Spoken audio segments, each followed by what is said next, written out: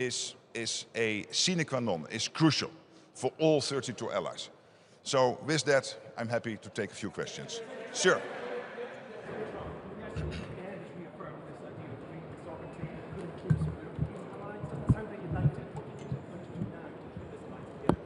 I cannot hear you. Is there a microphone somewhere?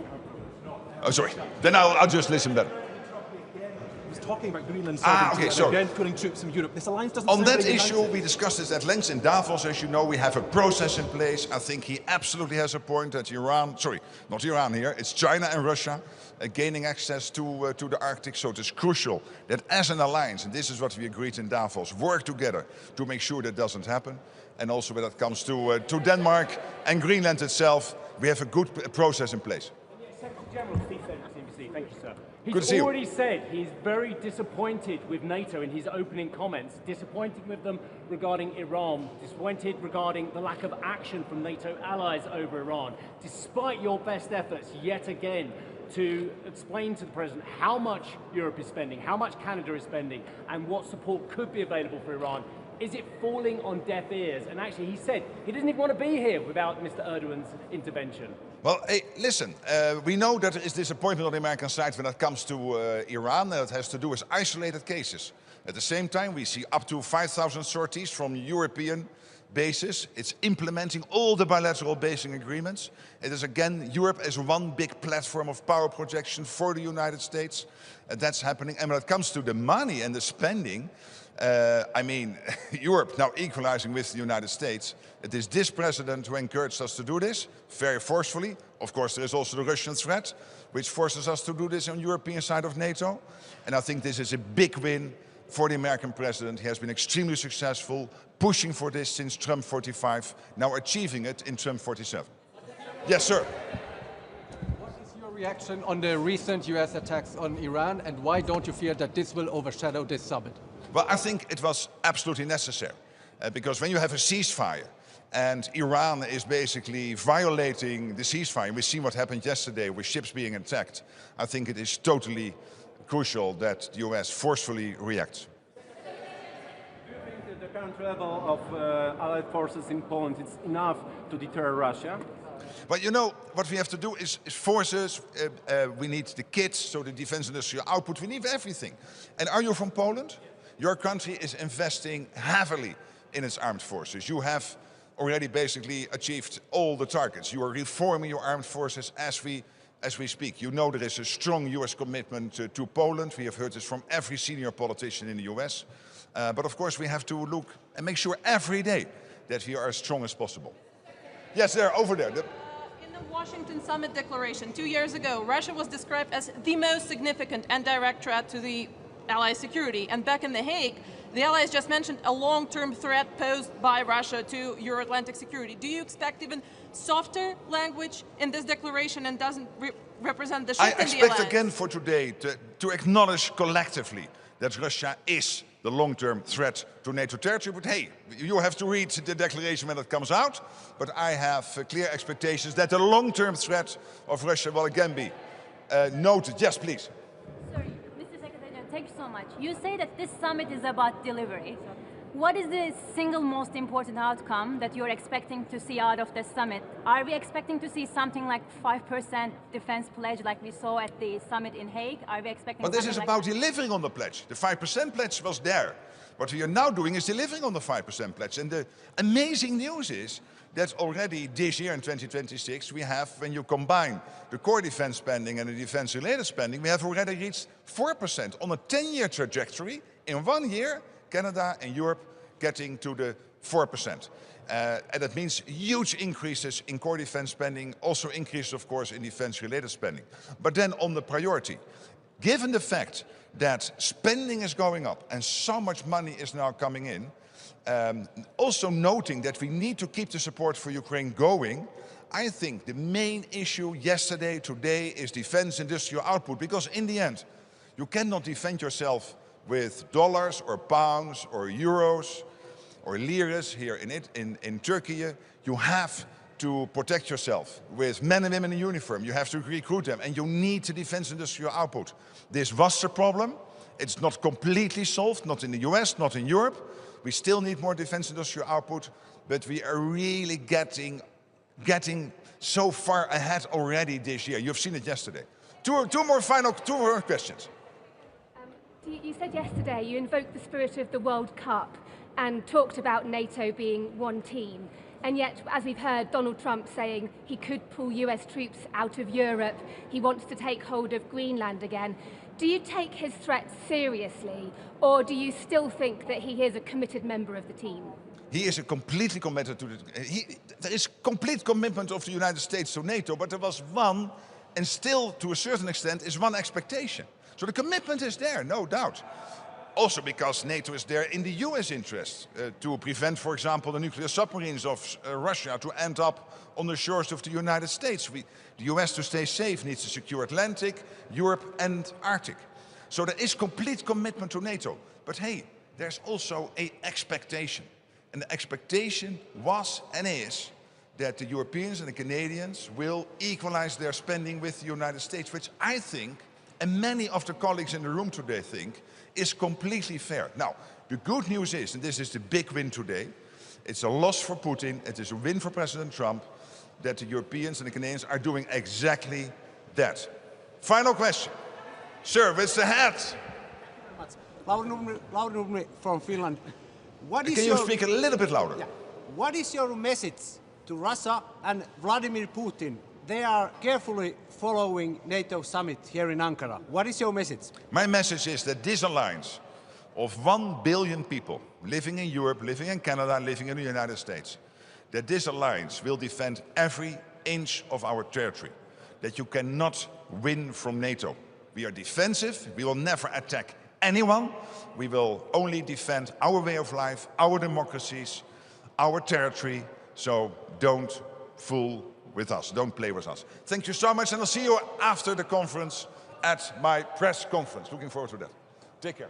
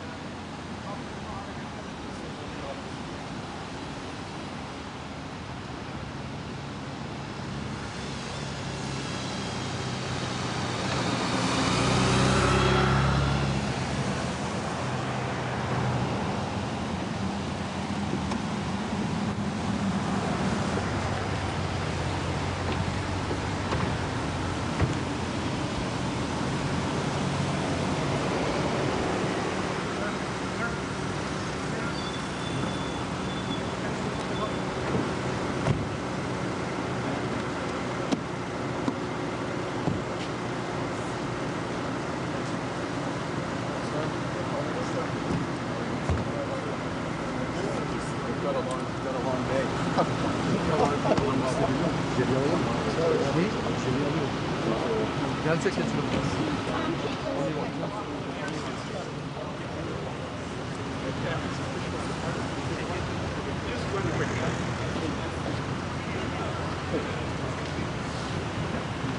Just be mindful of the camera.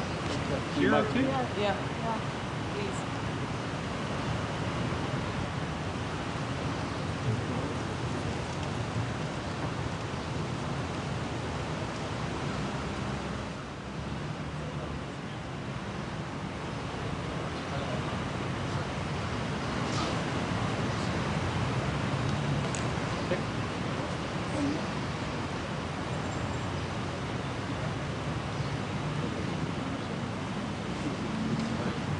Morning, Prime Minister. Welcome. How are you? It's a lovely morning. It's a lovely morning. I'm the first of many. Oh, the sun is very handsome.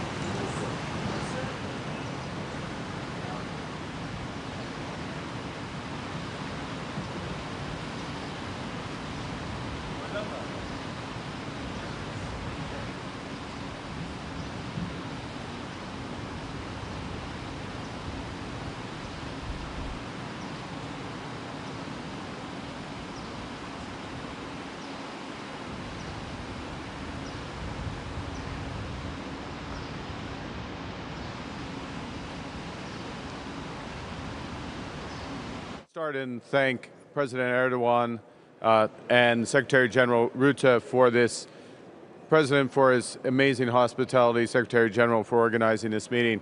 It takes place at a context where the threats that we face are changing rapidly, both in terms of the nature of warfare, hybrid warfare, hypersonic missiles, autonomous warfare, and also the direct threats that we face in terms of hybrid warfare, Russia as a direct adversary.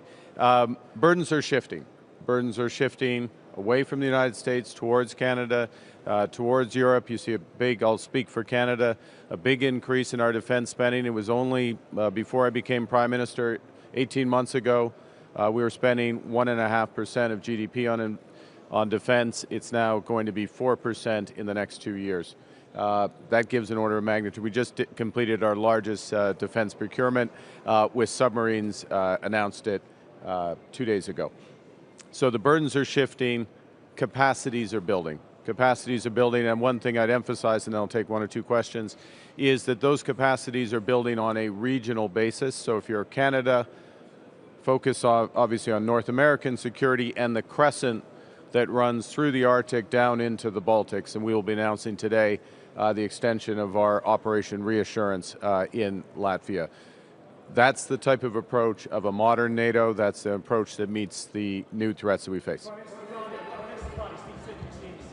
Despite your best efforts, despite your interesting relationship with the US President, can we say that? He doesn't want to be here. He said as much. He said he would only be here on the basis of that. He wanted to be here with Mr. Erdogan as well. Do you think actually the US is pulling out of NATO or wants to pull out of NATO quicker than we can fill in the gaps? The first thing, I spoke at length with President Trump on Sunday prior to coming here. The president wants to see that shift in burden. I would remind that President Obama wanted to see that shift in burden, and it's appropriate that there is that shift. It's happening. That momentum is picking up, and it will proceed. And the president's here. He's in a good mood, and we're looking forward to the discussion. I'll take one last question then. US attacks on Iran, and why don't you fear that this will overshadow this summit? Well, the first is I would observe that, in effect, a period of extreme de-escalation, shall I put it, had been put in place for the funeral. Iran had been acting irresponsibly, attacking Saudi and Qatari targets particularly. There has been a response as appropriate. We look to de-escalation of the hostilities, but it underscores the scale of the threats and the enduring threats the alliance faces. So thank you very much. Merci beaucoup.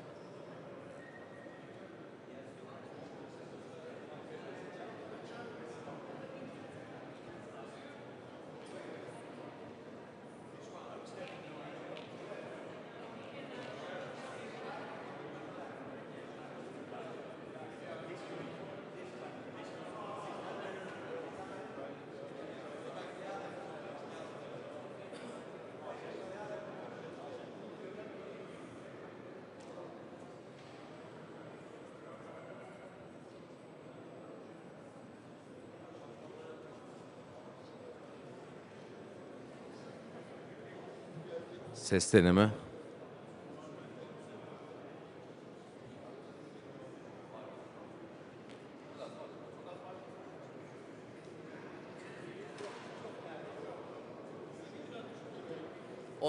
Onlar düşürdüler. Evet, kapattılar hatta.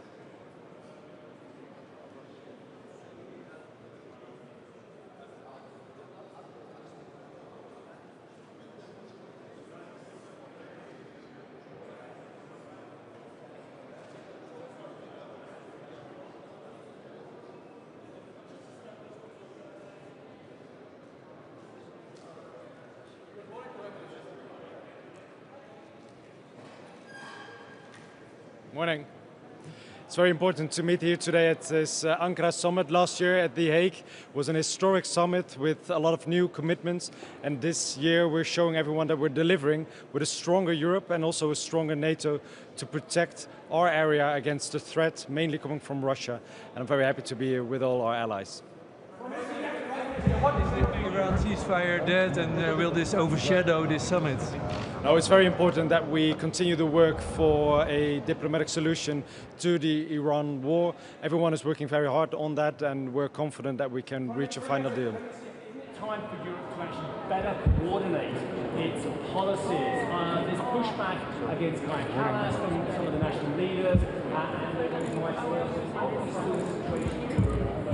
Commission versus the national governments, just too often.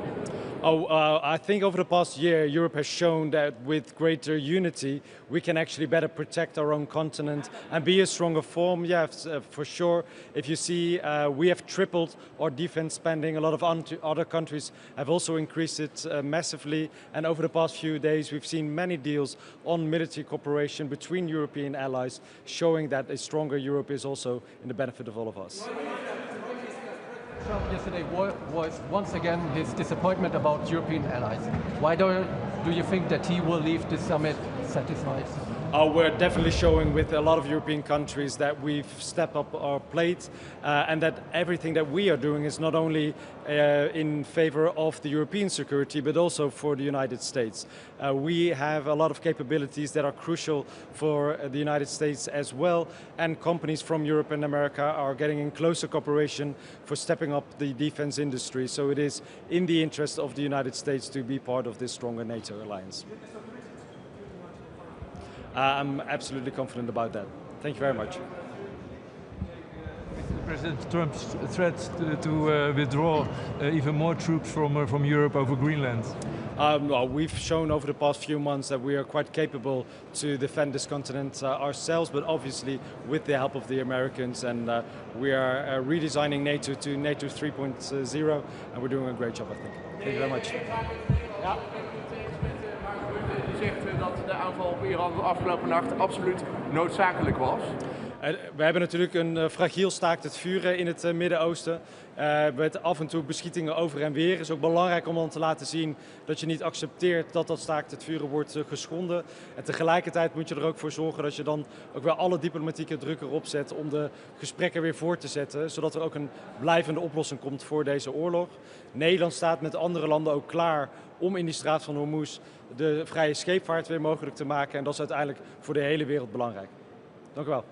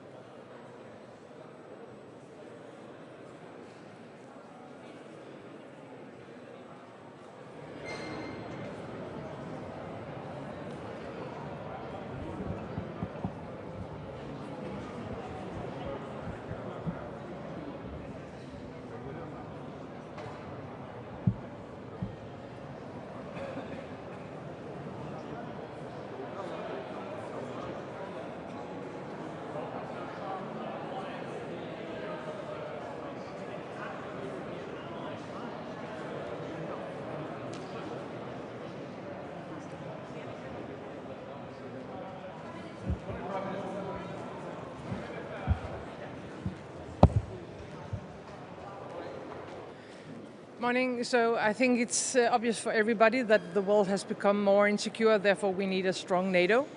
We need an even stronger NATO. We are still the strongest alliance, and let's keep it that way. So my main message today will be, of course, the importance of rearming Europe. We need to step up. Secondly, we need a stronger industrial base in Europe and transatlantic in the US. And thirdly, we need to help Ukraine even more, put more pressure on Russia, and ensure that the only right winner of this war, of course, will be Ukraine. I think everybody knows that it's difficult times, and therefore our unity and our willingness to stand together in this world is maybe more important than ever seen before. President Trump yesterday pointed out Greenland once again. What is your reaction to this? How do you want to convince him today that hands off Greenland? Yeah, I heard the US president yesterday, and I think the US position is unfortunately very clear on this topic. And our position is as clear as it has been all through. Greenland is, of course, not for sale.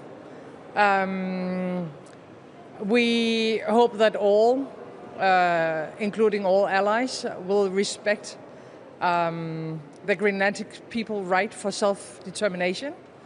And we are a sovereign state, and we need everybody to respect our territorial integrity and our sovereignty. Is Denmark ready to militarily defend Greenland? An extraordinary premise, but is it ready to militarily defend Greenland if there is an attack from any party?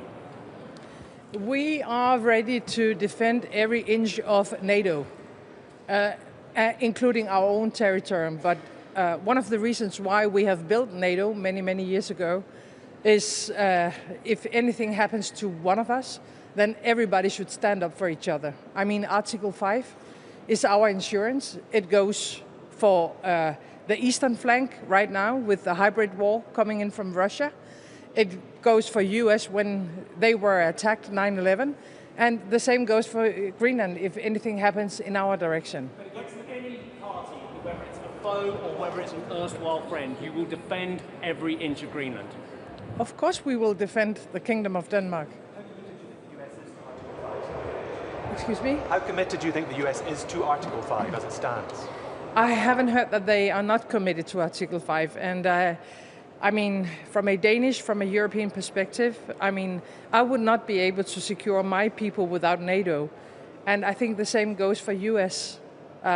It is because of NATO that our people, transatlantic, can be safe. And that will be the same in the future. Thank you.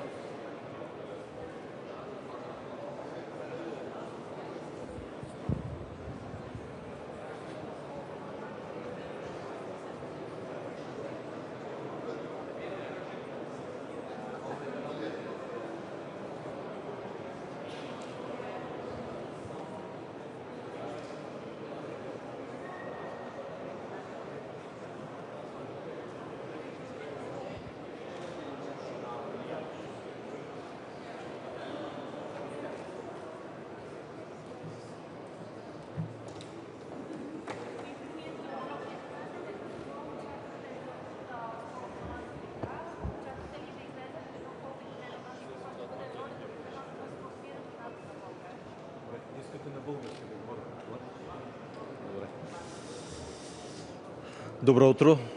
Днешната среща на върха в Анкара се провежда в един важен момент на дълбока трансформация на Алианса, който отразява необходимостта и, разбира се, амбицията на европейските страни членки да засилят своя принос в общите отбранителни способности на Алианса.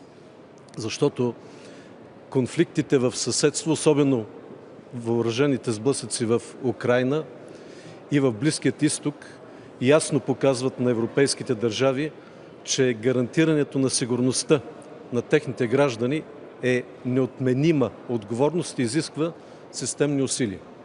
Специално за България, с укрепването на нашия собствен национален отбранителен капацитет, страната ни се превръща в важен фактор на стабилност в критичния и стратегически важен за Алианса Черноморски регион.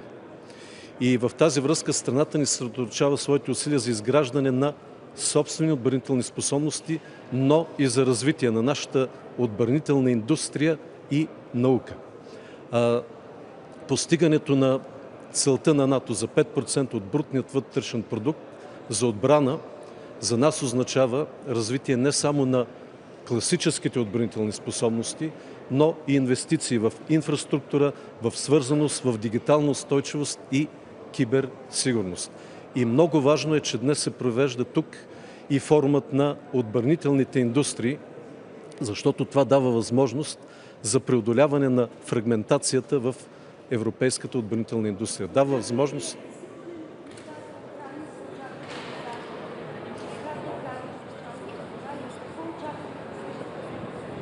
Разбира се, този въпрос ще бъде обсъден, но аз искам да кажа, че редица български правителства подкрепяха системно и всестранно Украйна с и финансова, и медицинска, и хуманитарна, и военна подкрепа.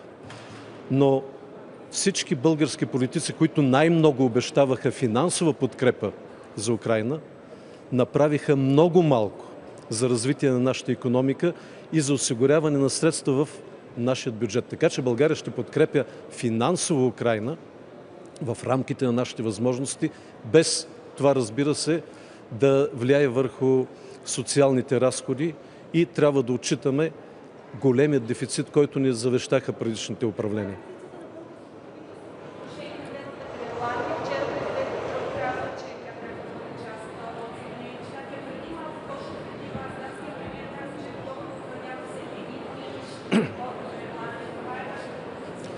Нашата позиция е, че Европа трябва да осигури такива възможности, че хората в Гренландия да се самоопределят и аз мисля, че може да бъде намерено едно рационално решение, така че Гренландия и в момента предоставя възможност за базиране на военна техника, за базиране на военни способности на нейна територия, така че просто този процес може да бъде разширен.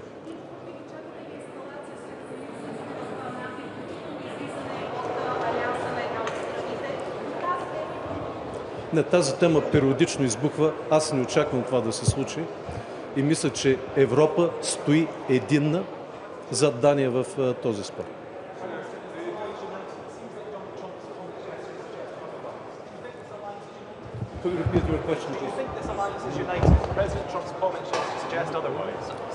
I believe that the global security challenges are pushing us to stay united. We don't have other choice.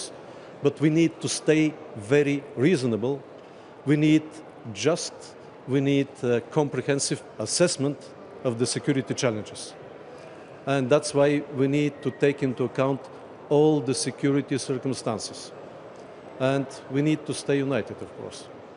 But we need to lead and we need to organize our policy in this manner, not to escalate.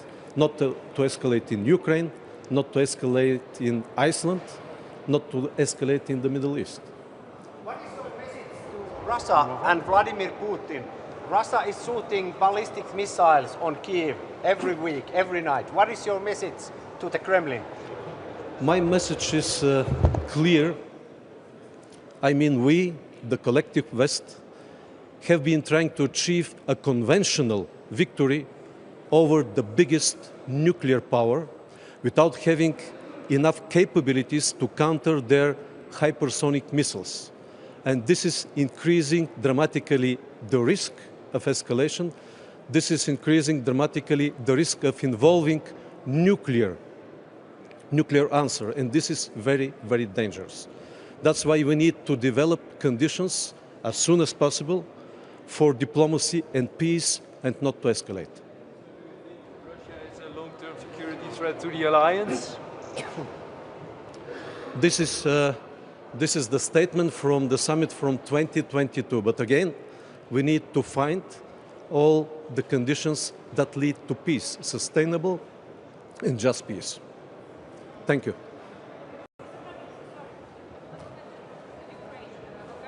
Declared that it stopped its military aid to Ukraine. How can you describe the cooperation, defense cooperation? I cannot hear your question, please. Could you come closer? How can you describe currently the Bulgarian-Ukrainian military cooperation? Because Bulgaria stopped its military aid, it declared it. Yes, I have just said that we have exhausted our capabilities to provide military support. I mean weapons and munitions from the warehouses of the Bulgarian armed forces. We have provided 13 packages. We don't have anything less to supply to Ukraine. What we can do, this is technical military assistance. What does it mean? We can guarantee that we can accept military equipment to be repaired in Bulgaria. This is our support. Thank you.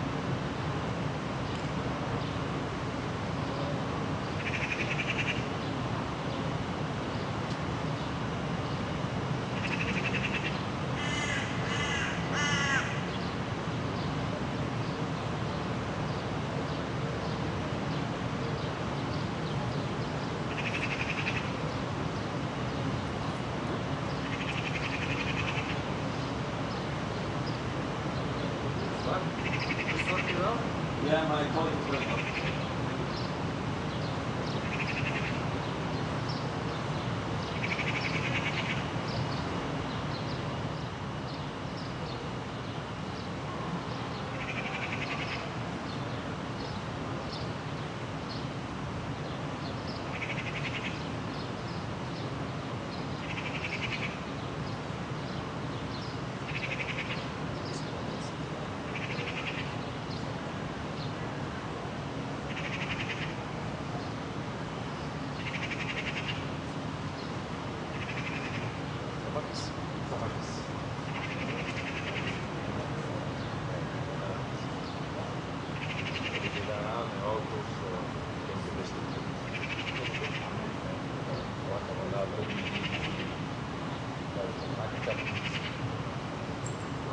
Obrony Narodowej pana Kosiniaka-Kamysza. Ja o to zabiegam od 3 września, od pierwszej wizyty w Stanach Zjednoczonych. Pan prezydent Trump wypełnia swoje deklaracje. Teraz już wszystko przed Polskim Ministerstwem Obrony Narodowej. Można powiedzieć, że ta autostrada do stałej obecności wojsk amerykańskich w Polsce na poziomie prezydentów, na poziomie politycznym jest otwarta. Wczoraj rozmawiałem z wieloma liderami świata podczas kolacji, naszymi sojusznikami. Wśród nich był także oczywiście prezydent Zełenski. Być może jeszcze będzie okazja dzisiaj, aby porozmawiać. Wydaje mi się to naturalne, że państwa, które są sąsiadami, które mają wspólnego wroga, jakim jest Federacja Rosyjska, pozostają ze sobą w dialogu, niezależnie od pewnych napięć bilateralnych.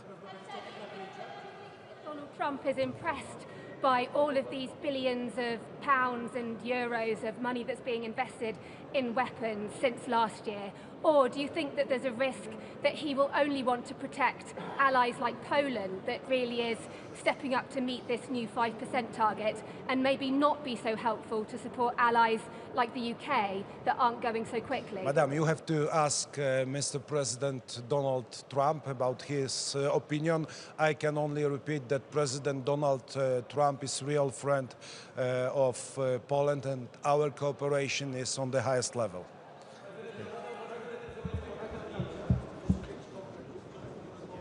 Dyskutowaliśmy wczoraj z prezydentem Zełenskim kurtuazyjnie. Dzisiaj być może powtórzymy tą dyskusję. Oczywiście stanowisko w kwestiach, które dotyczą naszych bilateralnych napięć, dla mnie jest niezmienne. Polska i myślę, że cała Europa nie może traktować odwoływania się do żołnierzy UPA, którzy odpowiadają za śmierć 120 000 Polaków. Natomiast to nie wyklucza naszego dialogu, naszej dyskusji. To jest rzecz oczywista w świecie dyplomacji, że jeszcze raz to powtórzę, pozostajemy w dialogu, a także odczuwamy wspólne zagrożenie za sprawą Federacji Rosyjskiej. Ukraina jest w wojnie z Federacją Rosyjską.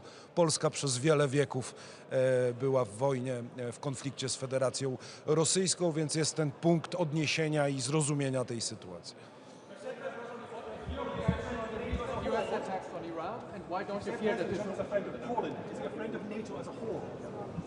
I hope so. We are here to solidify each other in NATO, so the President Trump and United States of America are the linchpin, the fundament of NATO, and transatlantic relations are most important to solidify the NATO. He's weakening the alliance when he talks about things like Greenland or troop withdrawal. Allies can solve the problems inside the NATO, and I'm sure that we will solve the problems around the many international issues. Thank you very much.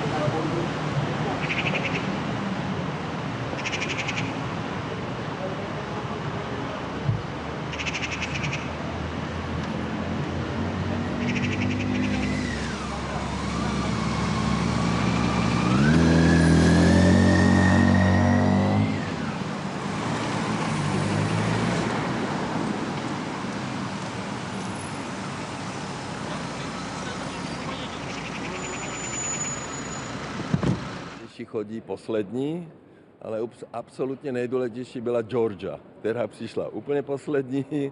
Už tam nebyl pan prezident Erdogan, který vítal všechny, už tam byl jenom viceprezident, tak to byl první moment. No a potom samozřejmě jsme se vítali se všema, hlavně manželky, některé se neviděli dlouho, takže bylo to jako velice fajn a my jsme měli s Monikou možnost mluvit s prezidentem Trumpem. Tak jsme se ptali, kde je Melanie, no tak prezident Trump nám vysvětloval, že samozřejmě pro ní chodit sem na otočku, že ty cesty jsou únavné. Prezident Trump je velice pyšný na Melanii kvůli tomu filmu, který natočila, takže jsme ji pozdravovali.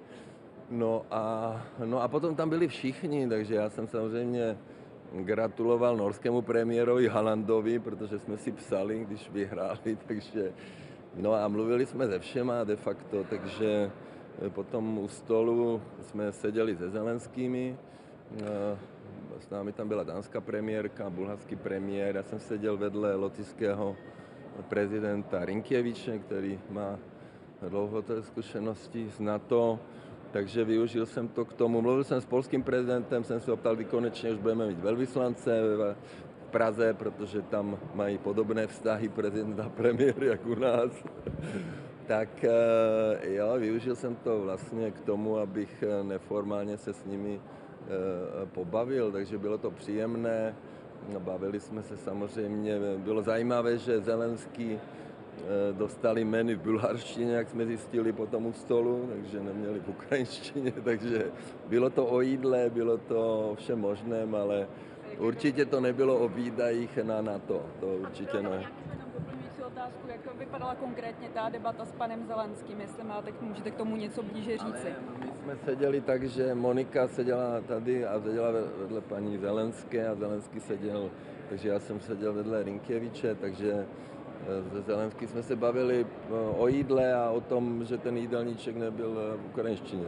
Takže Ukrajiny se neptal pan prezident a nepozval vás na Ukrajinu? Ne. Vůbec nikdo nemluvil o výdajích. Já jsem se bavil samozřejmě lotyšským prezidentem o jeho názor. Co je důležité, byl projev Zelenského, který mluvil o tom, že Ukrajina je schopná vlastně zasáhnout všechny ruské rafinérie na celém území a že v podstatě jsou vybaveny velice dobře z drony, ale co je hlavní problém, že nemají protibalistickou ochranu a vyzval vlastně Evropu, aby investovala do balistické ochrany, že ty patrioty je potřeba taky mít v Evropě a všeobecně převládá atmosféra, že vlastně vojensky je třeba donutit Rusko k jednání. No tak uvidíme, jak dneska ty projevy, to už bude vážná debata, že se opakuju na neformální večeři, vůbec nikdo tohle jako neřešil, tyhle věci. No. Mluvil jsem i samozřejmě ze všema, co tam byli, jsem mluvil. Budete zmiňovat v tom svém projevu i to, jak by měla Česká republika navyšovat ty výdaje na obranu, i teda v kontextu, že právě bylo zveřejněno podle odhadu na to, že by Česko mělo mít letos výdaje na obranu 2,01%, tak jak vnímáte tady ty odhady, které jsou teď nově zveřejněné a bude tedy Česko plnit ty 2% letos?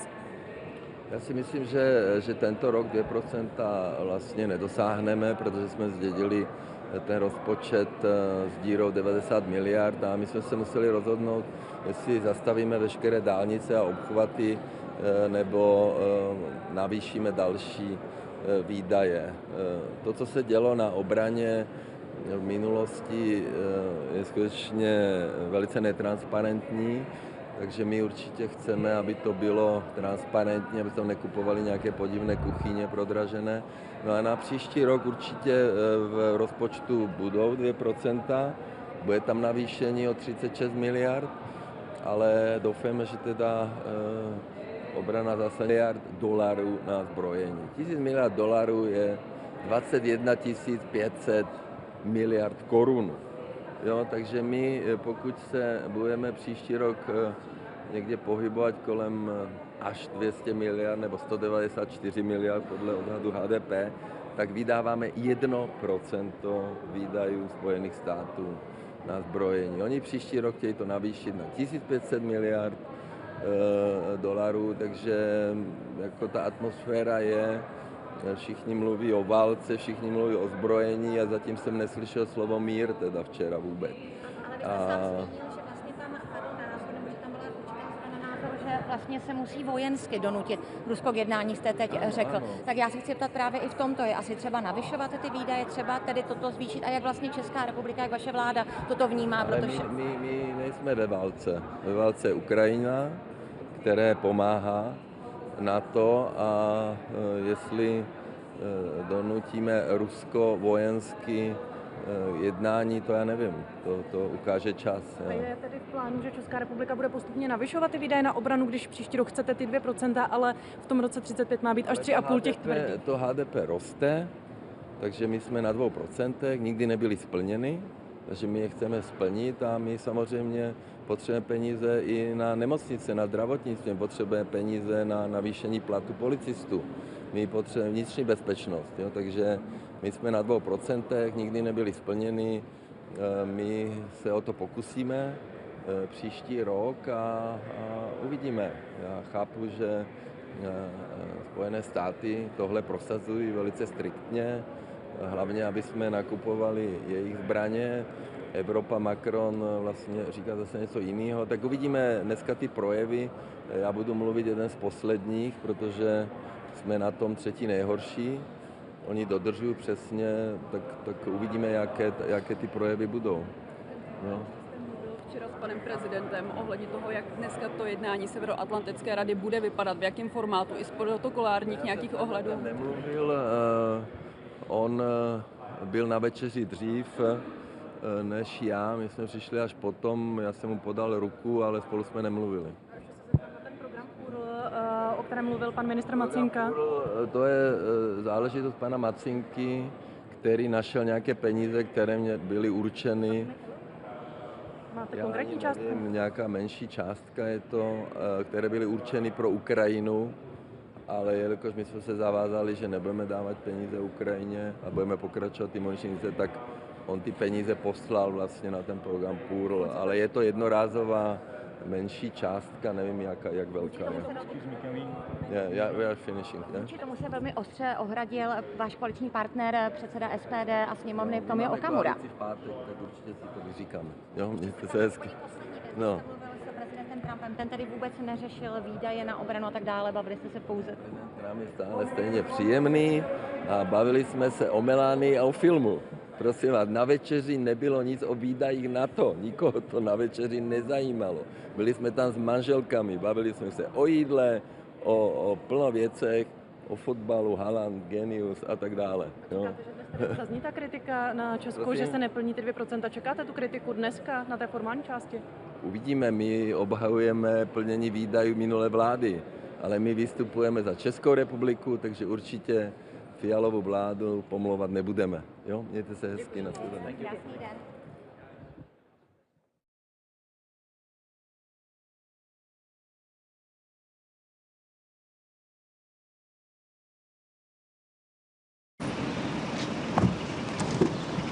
Good morning, everybody.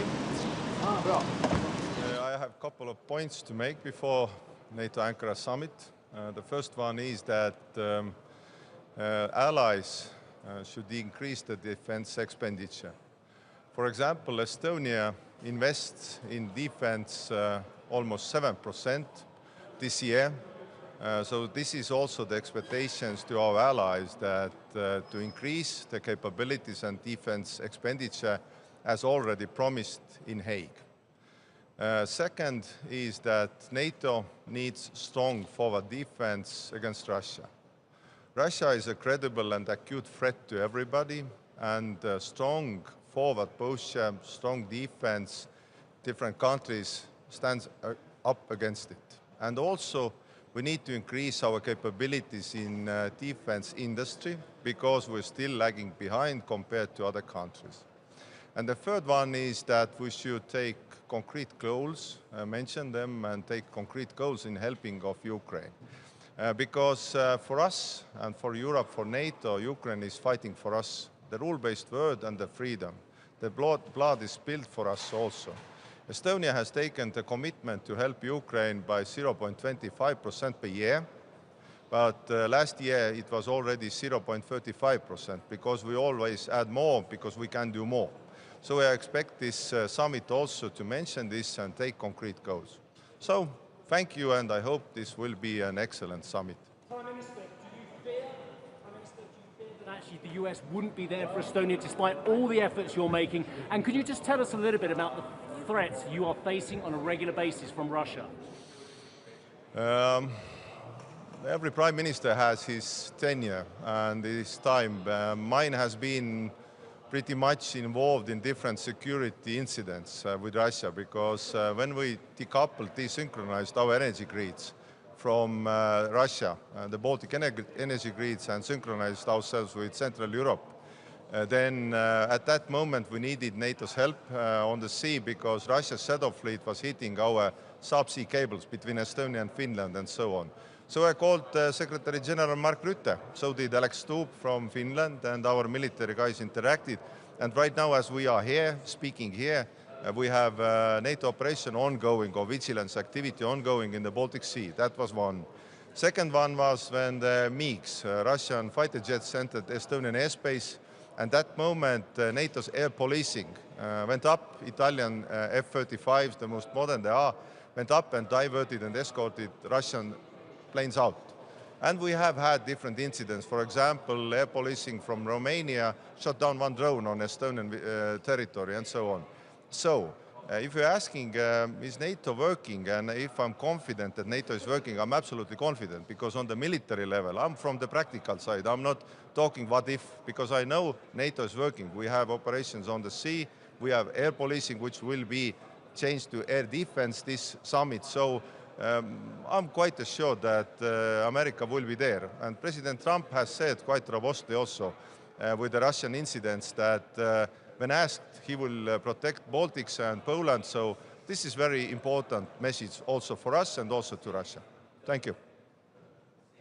Thank you.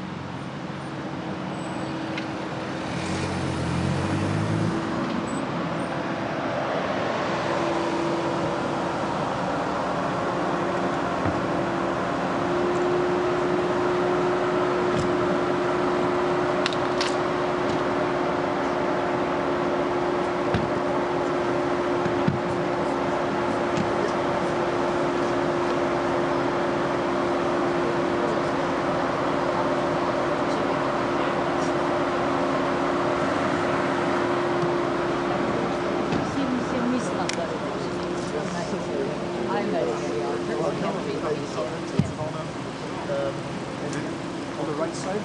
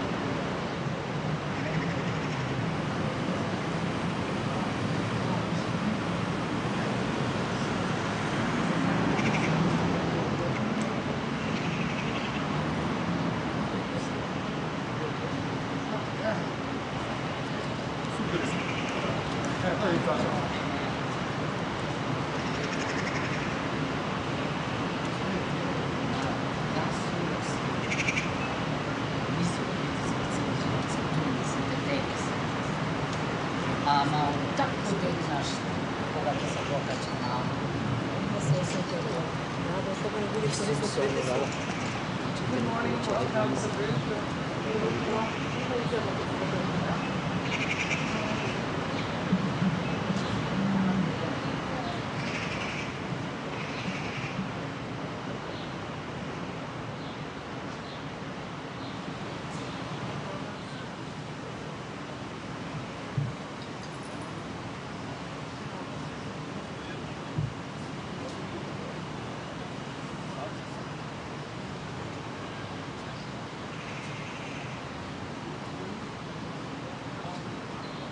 several words.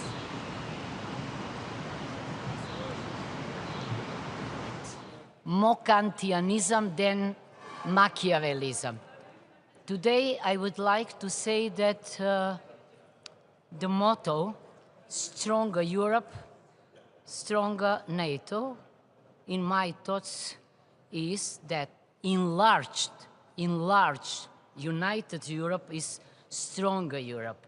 But the strongest Europe is Europe living in peace and democracy based on principles and values. That's my message. Thank you.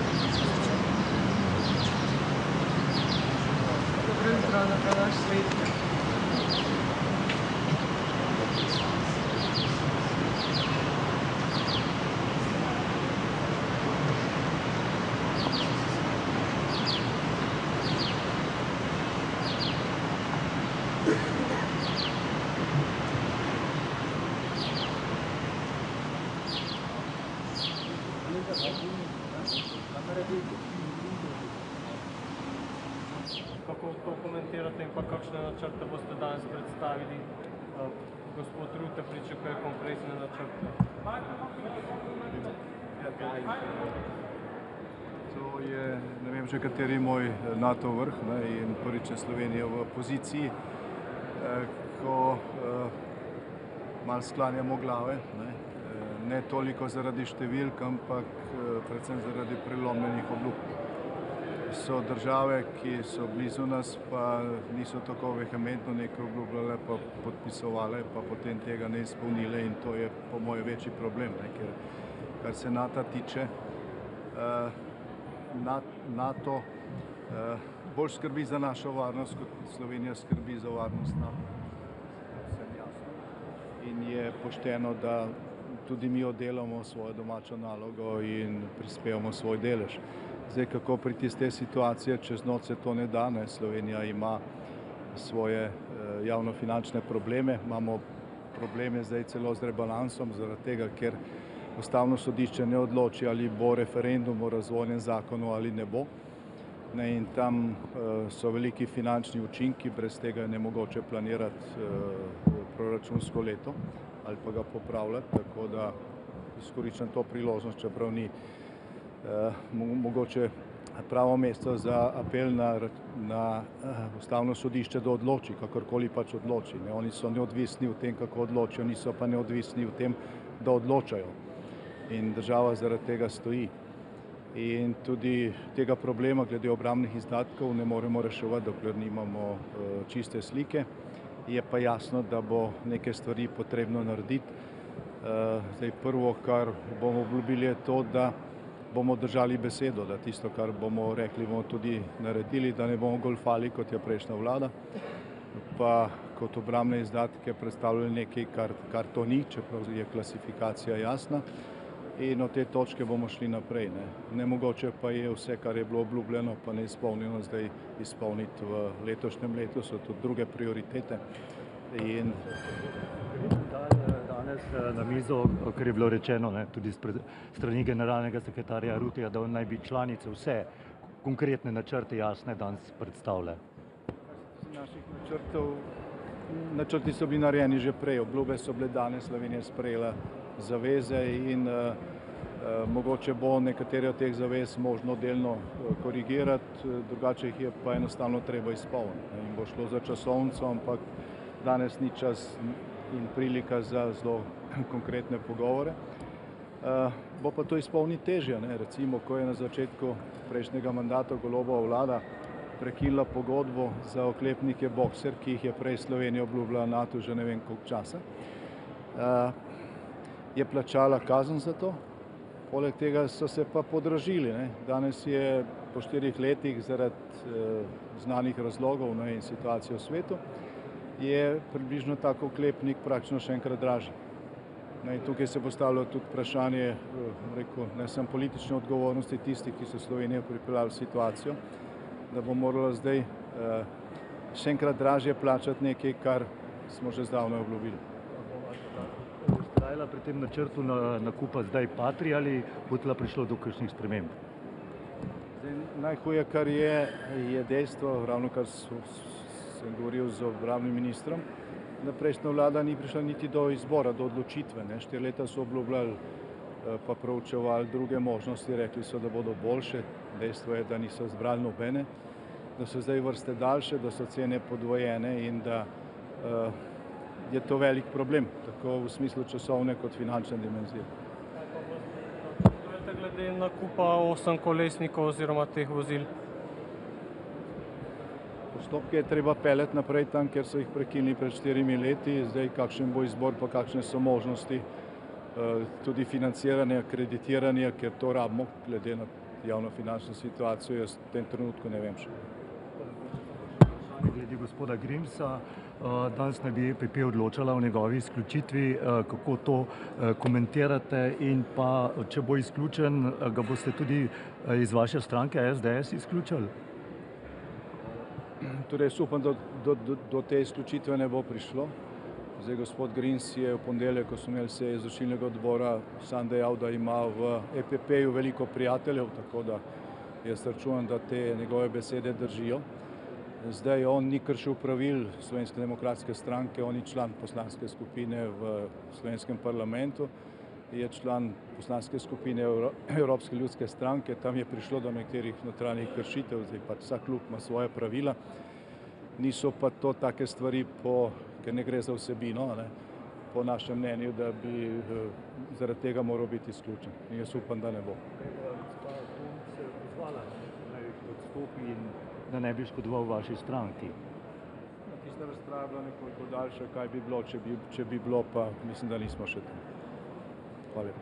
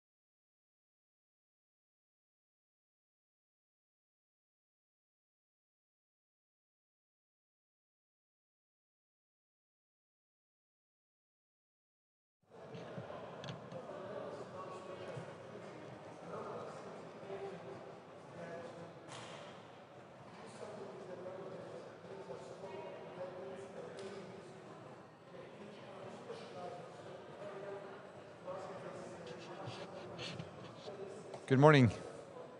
So Norway is happy to participate at this NATO summit. We believe the important milestone is that the burden sharing is happening. Europe is taking a greater responsibility that is highly welcome, necessary for Norway's part. We are at 4.7% of our defense spending. Purely defense is 3.17%. Which is en route to reach the goals we set in The Hague.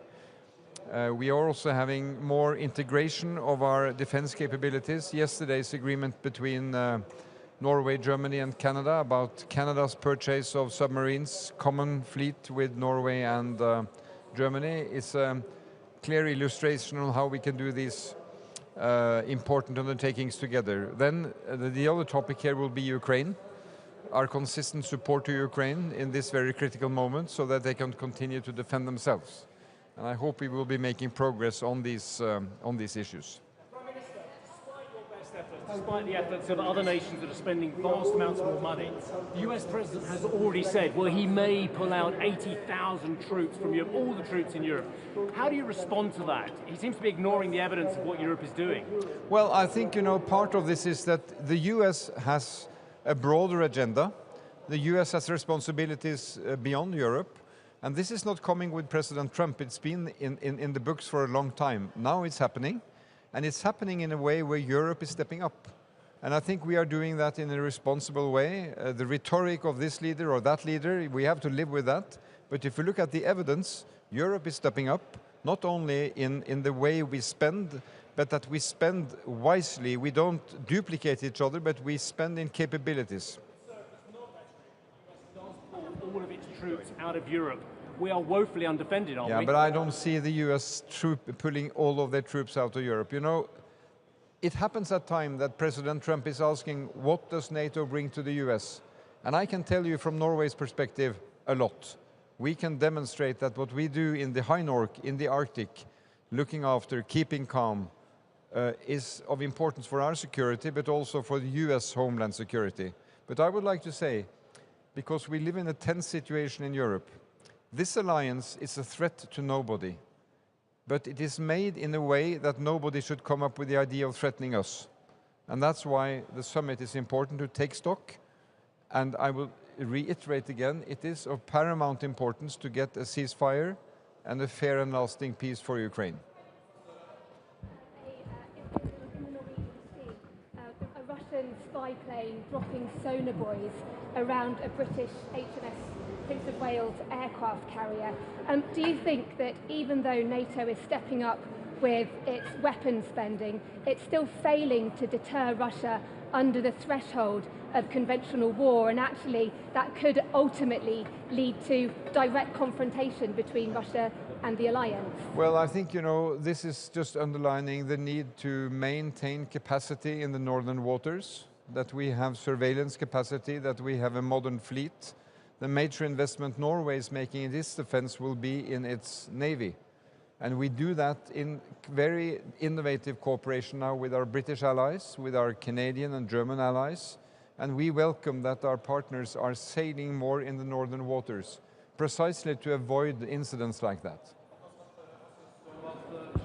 Igjen ønsker å overta Grønland og sier det I går. Nei, jeg sier det samme som tidligere. Jeg tar avstand fra den type uttalelser. Grønland en del av kongeriket Danmark. Det grønlendere og dansker som må avgjøre hvordan den utviklingen skal være. Og sikkerheten I Arktis, den tar vi vare på sammen. Der har vi gjort et viktig arbeid det siste året med USA og andre arktiske stater. Så den type utspill, den type påstander tar Norge avstand fra. Vil forsvare Danmark med alt hun kan. Norge villig til å bidra og støtte Danmark I å forsvare landet? Vi støtter Danmark, og vi støtter stabilitet I Norden. Der det avklarte grenser, avklarte forhold. Og selvfølgelig så har Danmark som vår nordiske og europeiske og NATO-partner vår fulle støtte. Thank you.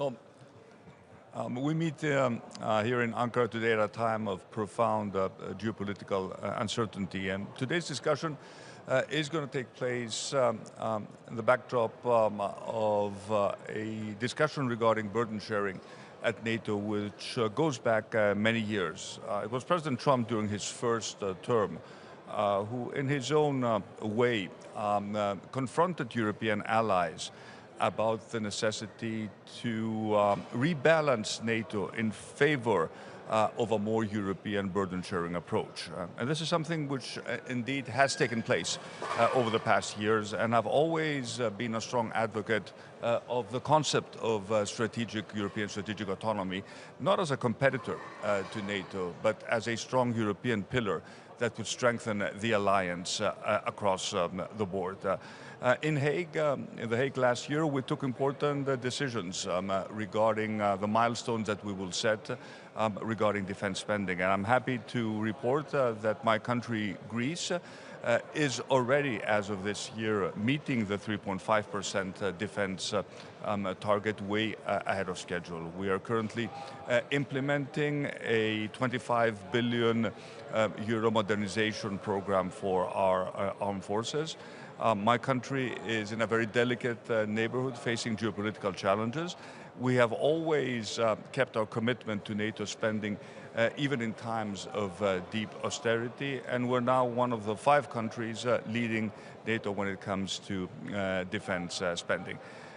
Finally, when it comes to the regional situation, let me express my hope and optimism that the truce between Iran and the United States will hold.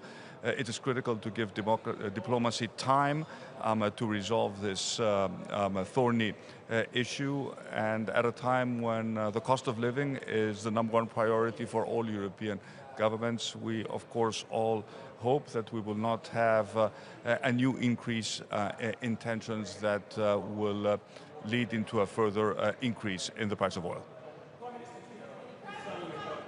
Influence of Turkey within NATO, and the fact that now the US president looks like he will allow F-35s to be bought by Turkey, does that upset the balance within the Eastern Mediterranean? Well, I'm not going to comment on the statements made yesterday by President Trump and President Erdogan. All I can say is that an alliance needs to be based on the fundamental principle of good neighborly relations.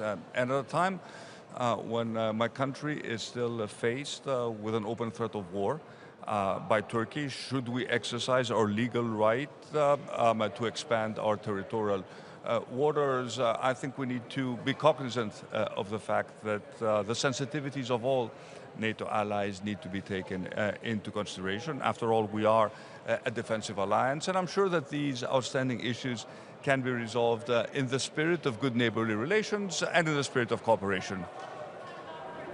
In your neighbor country, did you like the food? Turkish Sorry, food? I can't hear you. Speak up a little bit. How did you find the Turkish summit in your neighbor country? How did you find the Turkish food? I can't hear you. Sorry. I give you what I can tell you. It's always a pleasure to visit Ankara, and I've always been a big proponent of improving the relations between our two countries. Thank you.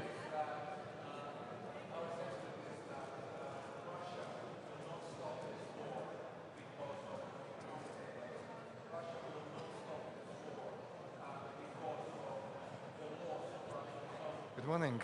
It's great to be here in Ankara for NATO Summit, and I think it's going to be very important that we reaffirm our commitment to 5%. Latvia is spending already 5%, and I will call on all my colleagues to do the same.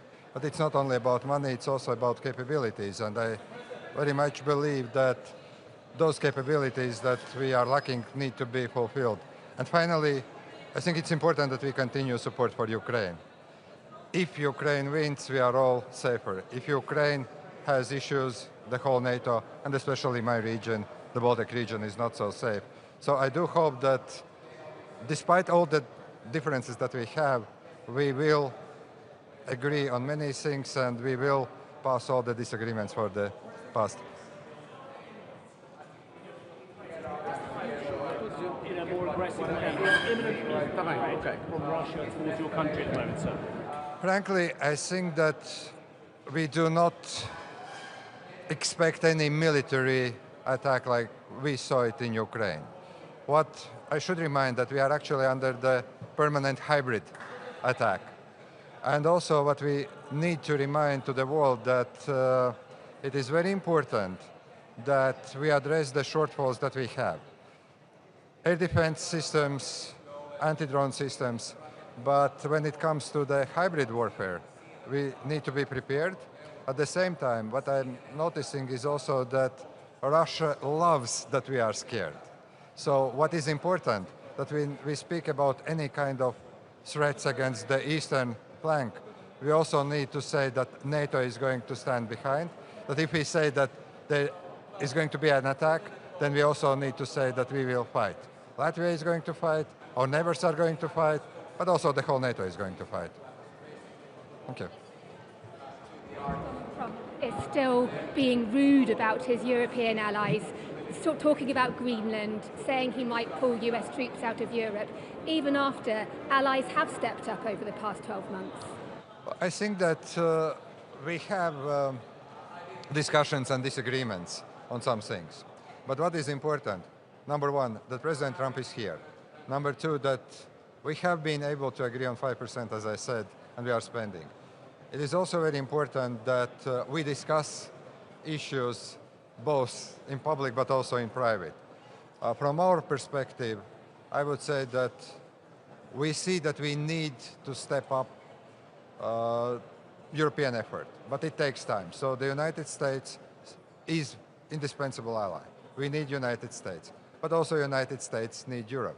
And I think that even when we discuss Iran or any other issues, we have seen that United States needed Europe, and also Europe needs the United States to secure eastern flank to help Ukraine.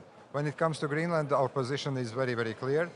And we see that Greenland is indispensable part of Denmark, but also we agree that we need to step up also the Arctic security, and that is something that NATO is prepared to do. And I would very much back also both the security of Arctic, but also Latvia is ready to contribute to the stabilization of Hormuz Straits, and we are working with the United States and with like-minded nations there. So you can find deals, and sometimes rhetoric helps to move faster than probably we would do that under different circumstances. West NATO is not doing enough to support him in the air war. What more can NATO do? It's a very easy answer, but probably it's very difficult to fulfill. We simply need to send more air defense missiles and equipment.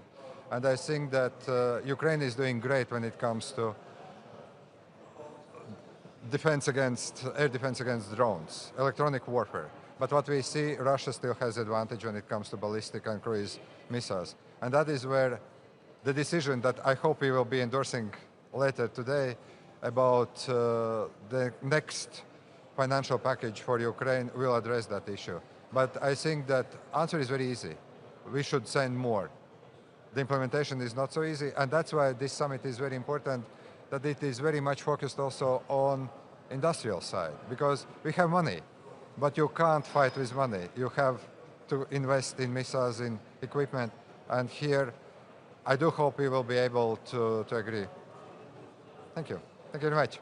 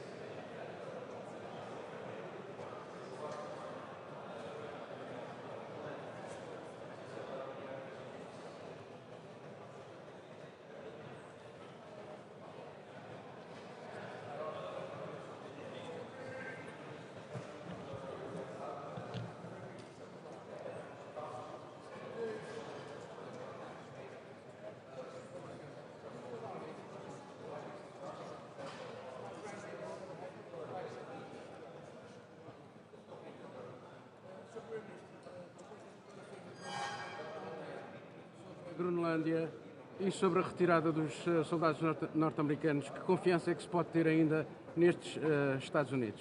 Bom, muito bom dia. Queria em primeiro lugar destacar que esta é uma cimeira onde será assumida a unidade da Aliança Atlântica, o respeito e a manutenção da prevalência do artigo 5º enquanto elemento absolutamente crucial da solidariedade e da partilha da política de segurança e defesa de todos os 32 Estados-membros da NATO. Em segundo lugar, é também uma cimeira onde se dá sequência ao reforço do pilar europeu dentro da NATO e dos compromissos de investimento de todos os países da Europa, no âmbito do qual Portugal tem vindo a assumir também a sua responsabilidade. Terminámos o ano 2025 cumprindo o objetivo de ter um investimento em defesa superior a 2%, o que só foi possível através de um esforço adicional da nossa parte, na sequência daquilo que tinha sido o nosso compromisso assumido na última cimeira. Estamos numa trajetória de cumprimento, o que acontece pela primeira vez desde 2014. Isso significa que, a par daquilo que são as nossas missões e a integração em muitas operações no âmbito da NATO, como acontece hoje na Roménia, na Eslováquia, na Lituânia, Portugal está à altura da sua responsabilidade enquanto parceiro e, naturalmente, também espera que, no âmbito da Aliança, os nossos interesses possam ser acautelados, nomeadamente no que diz respeito à segurança marítima, que é uma área na qual temos redobrado o empenho na defesa do nosso território, na defesa do nosso interesse estratégico e também na defesa do interesse de toda a Aliança Atlântica. Esta centralidade atlântica, também à volta da segurança marítima, é prioritária para nós e ficamos também muito satisfeitos por esta cimeira adotar como prioridade exatamente essa mesma política. Finalmente, dizer que é também uma cimeira que reitera o apoio à Ucrânia e que, com isso, podemos expressar também a vontade de materializar no terreno todo o apoio militar, político e económico à Ucrânia. Sobre a questão que coloca, para nós a situação é muito clara. Nós temos um compromisso de aliança para garantir a integralidade territorial de todos os Estados-membros da NATO face a países externos, a países terceiros. Ora, se nós temos esse objetivo para o exterior, naturalmente temos de o salvaguardar também no interior e creio que, independentemente das declarações e do contexto em que elas foram proferidas, não estará em causa de maneira nenhuma a integralidade territorial de nenhum Estado-membro da NATO, incluindo naturalmente a Dinamarca. Por parte de Donald Trump, existe ou não algum rancor, com base naquilo que já veio dizer desde que chegou? Creio que não.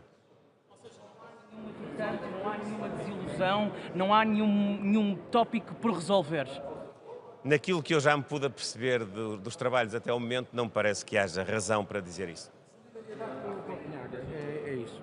Solidariedade com Copenhague e solidariedade com o princípio de salvaguarda da integralidade territorial de todos os Estados-membros. Repito, se o fazemos com um contexto externo, é óbvio que, em primeiro lugar, devemos salvaguardá-lo também no contexto interno, é aquilo que acontece. Obrigado e bom trabalho. Obrigado. Good morning, and it's really good to be here for what will turn out to be a very important NATO summit. With the ongoing conflict in Ukraine and recent developments in the Strait of Hormuz, there's a lot of really important issues for us to discuss and agree on action coming out of this summit. It's very important that as leaders we show the unity and the strength of NATO at a time like this, and that's what we'll do at this summit here this morning. Thank you. Thank you.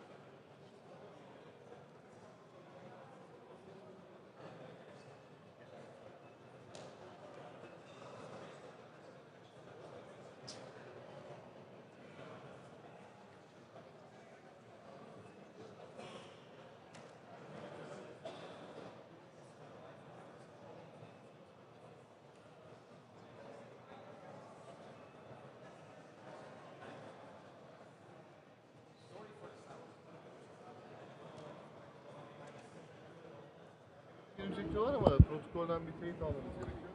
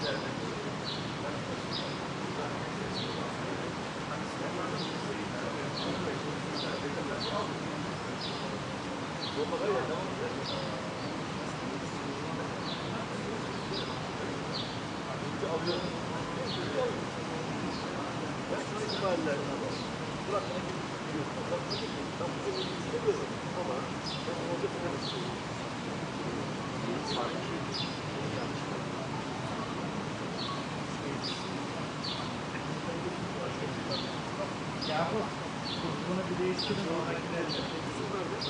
Bunun arkasında abi.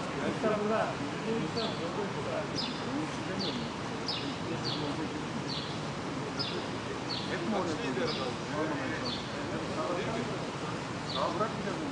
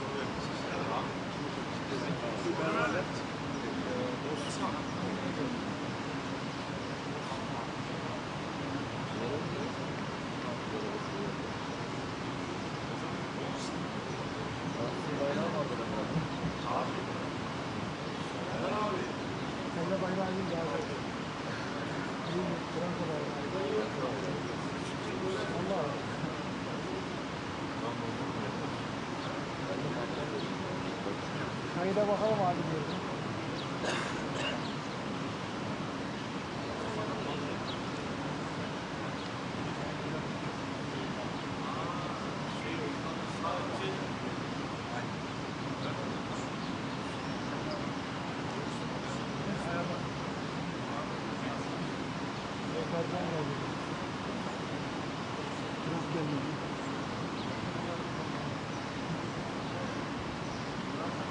NATO'yu sorunlar var. NATO olmayan misafirlerden buradan gelecek.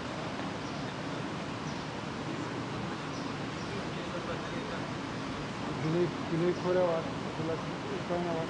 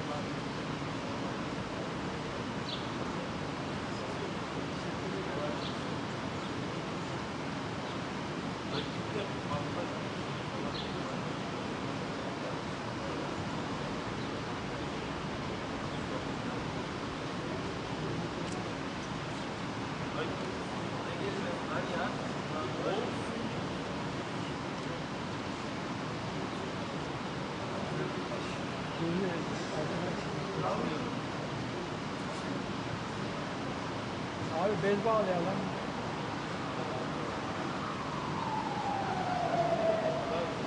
Geliyor. Ses gelmiyor.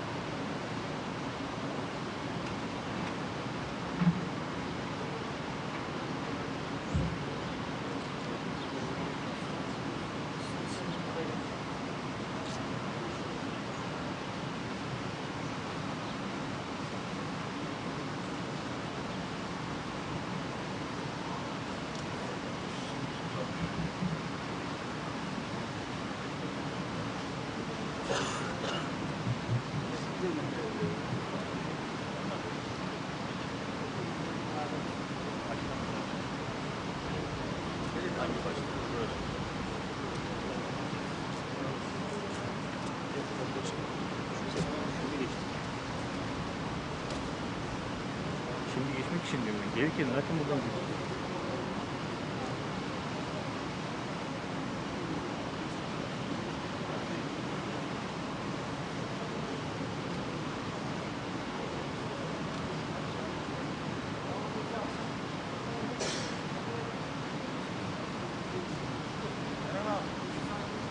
Abi Harun bir saat nöbet tutacak burada, siz sonra kendi aranızda konuşursunuz.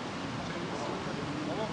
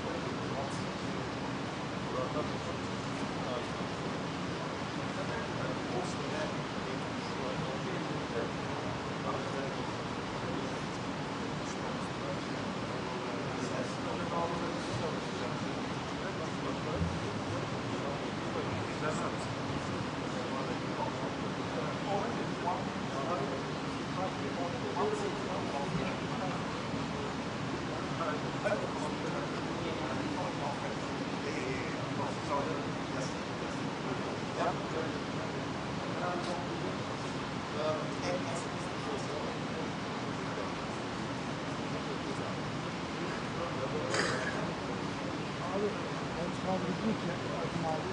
Salt kaldı. Salt kesimden iyi. O yüzden yani hemen 10 dakika oturunca dinleniyormuş.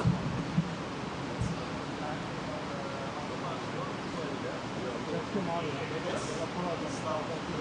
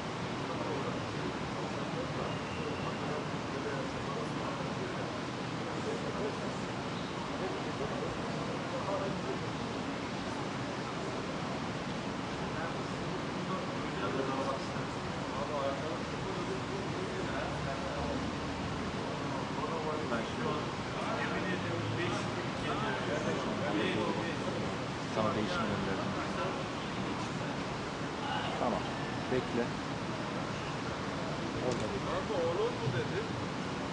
Onun mu dedi? Onun mu bahsetti? Bilmedim. Beyefendi yok.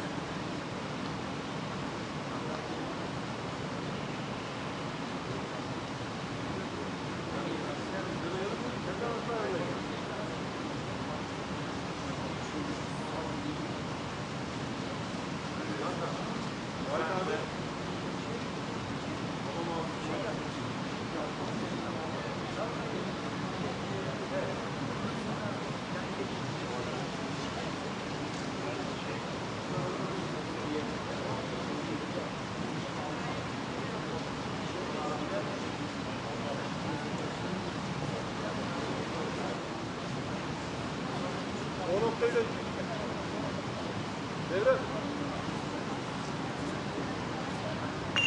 Bu noktayı da size birleştireyim. Bu noktayı da eğer çok ekstrem bir durum olursa hemen bana söyle. Ankara'ya geçelim.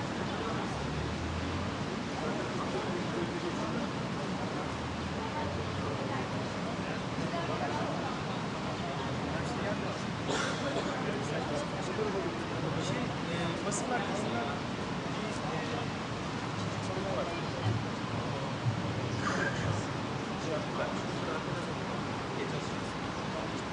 Tamam, şurada deneye geçiş noktamız var. Şurada. Evet, şu tam köşe. Evet, hızlı bir şekilde. Beyefendi ondan sonra giriş çıkarken arkadaşlarıma söylersiniz içeri girerken. Burası değil, şuradaki geçiş var bak. O arkadaşlarıma söyleyeyim, bir kişiyi daha alıp geleceğim. Çok yardımcı olsun. Çok sağ olun.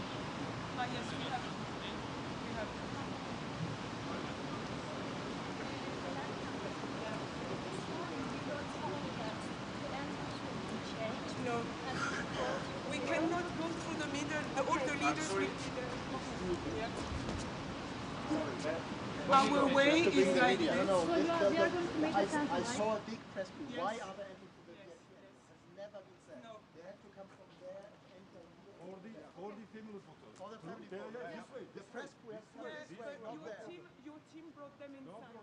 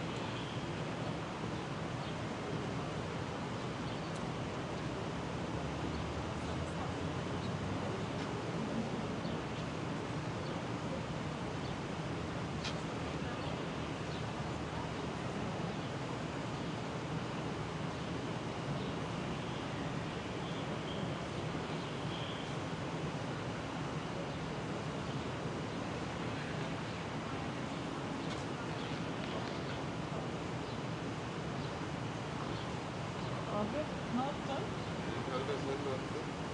Sadece maskamız vardı ya, maskam mesela. Seni çekiyorlar.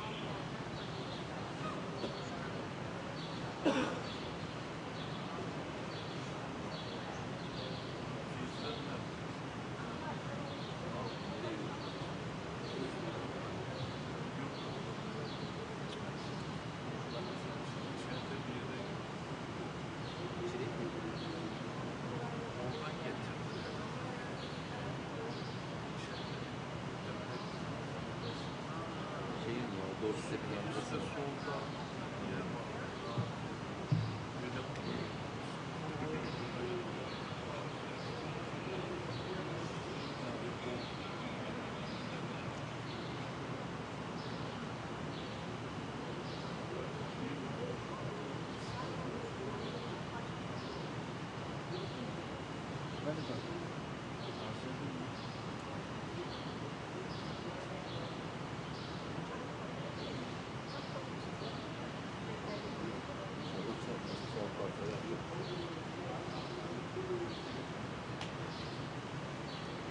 Ben giremiyorum ki oraya. Beni sokmuyorlar oraya.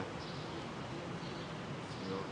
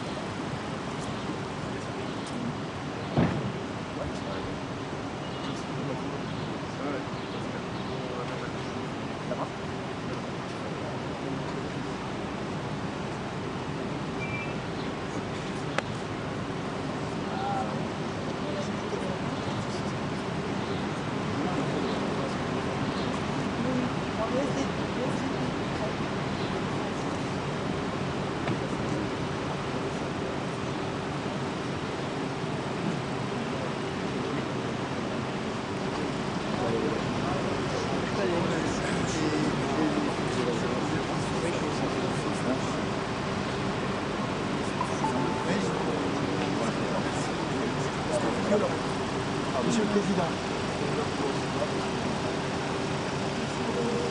Alors, qu'est-ce que tu fais là?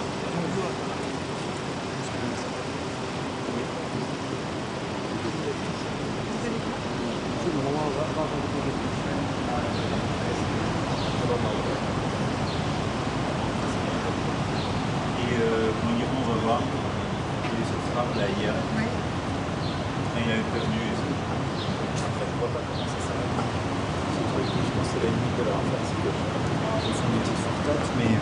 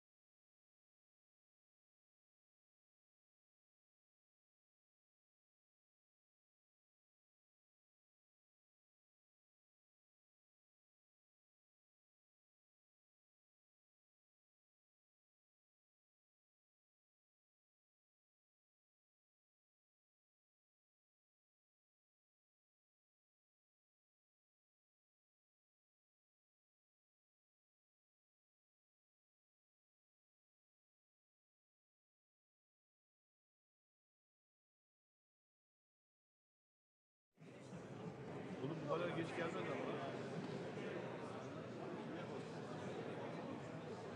Dosyayı göremedim ama Trump konuşuyor.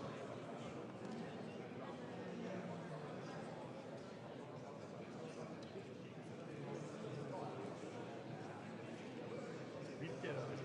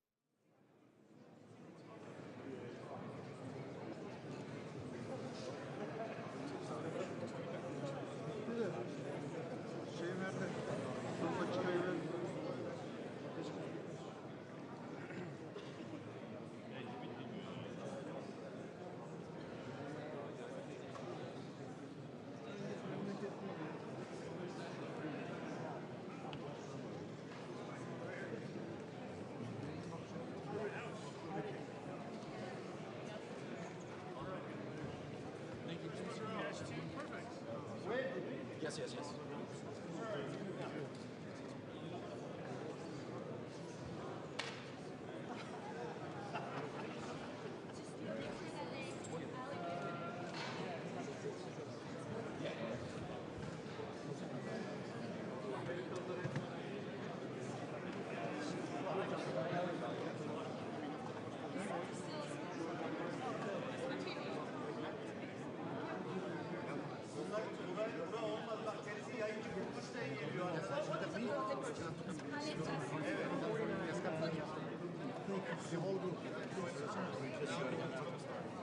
Yes, Alistair. Nice to see you. How are you?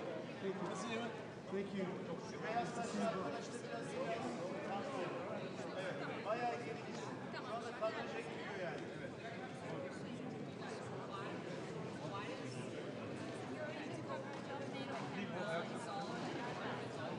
Back up, Tom. Okay. Otherwise, your head will be the most famous head. I have a beautiful head. When this is done, I need you guys to come this way so that's what we're finding it. Alex, This is what we're expecting. The gentleman, there's a gentleman that came over here and said, over there. No.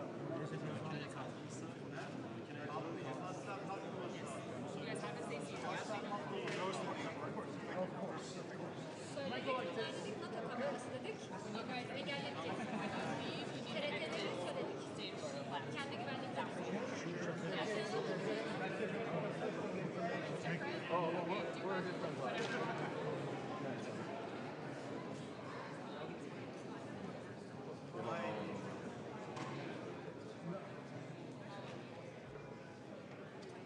He's a boxing referee, that's very much. It's also very bright. Oddly bright. I think it's deceptively bright. Is what I'm not conflicted.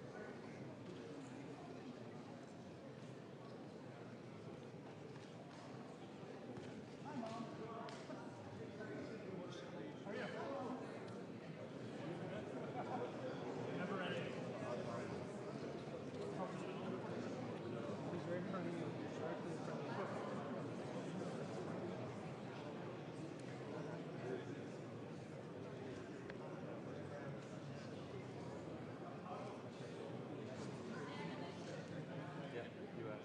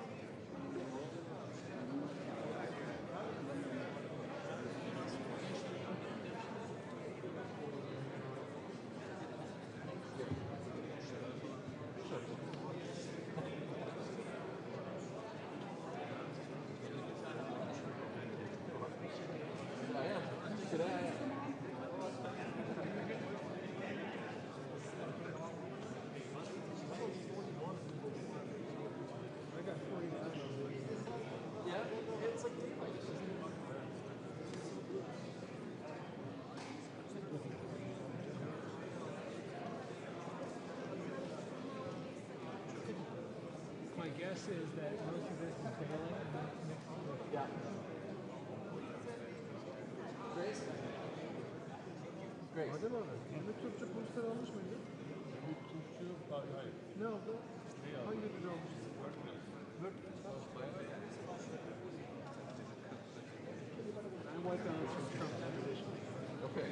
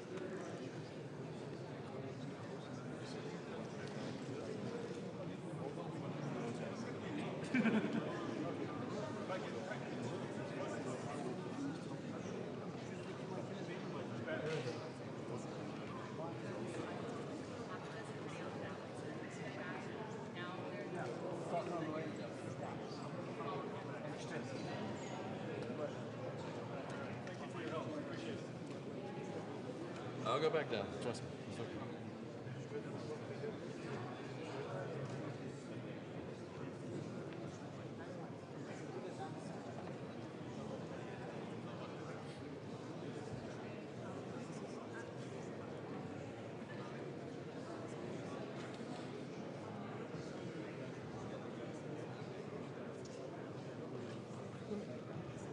color temperature are you using? Perfect.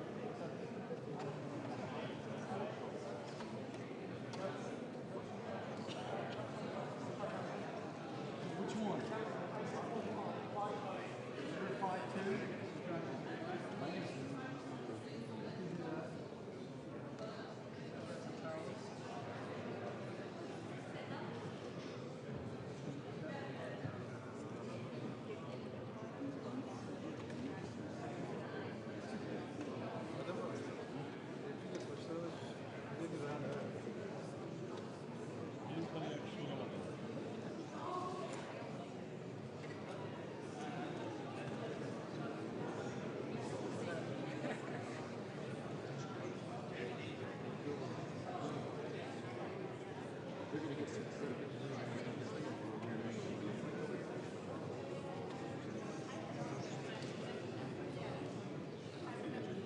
052.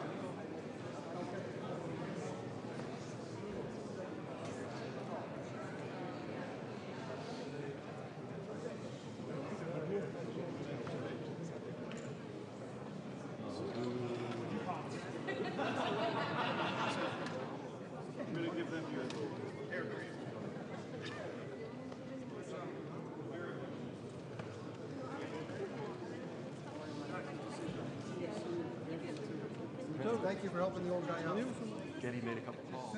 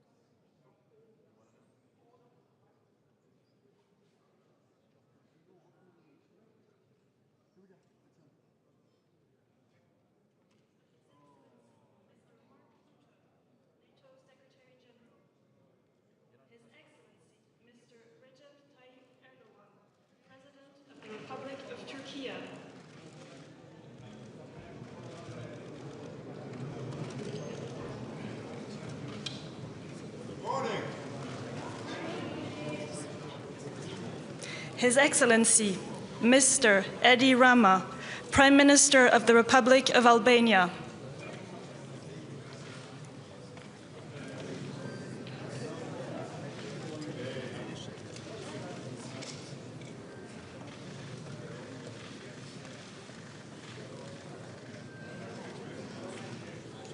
His Excellency, Mr. Luis Montenegro, Prime Minister of the Portuguese Republic.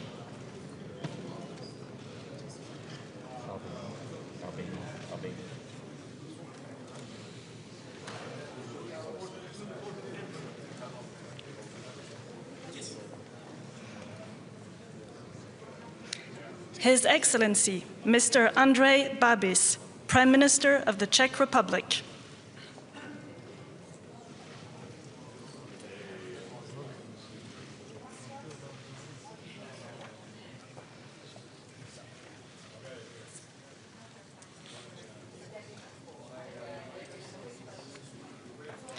His Excellency, Mr. Peter Pellegrini, President of the Slovak Republic.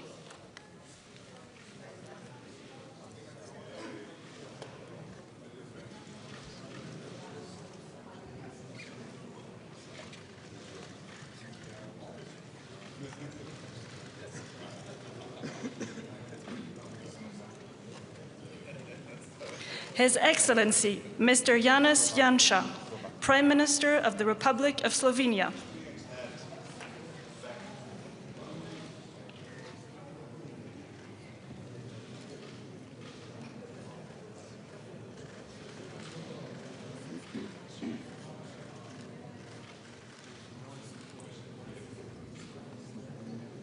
His Excellency, Mr. Ulf Kristersson, Prime Minister of the Kingdom of Sweden.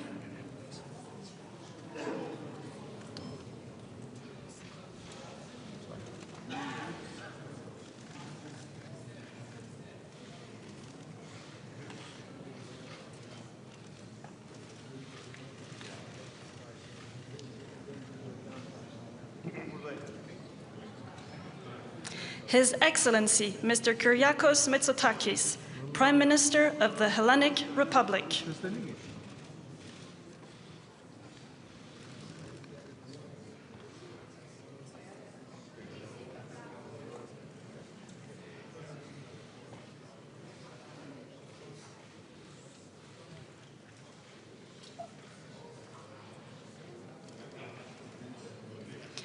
His Excellency, Mr. Nicușor Dan, President of Romania.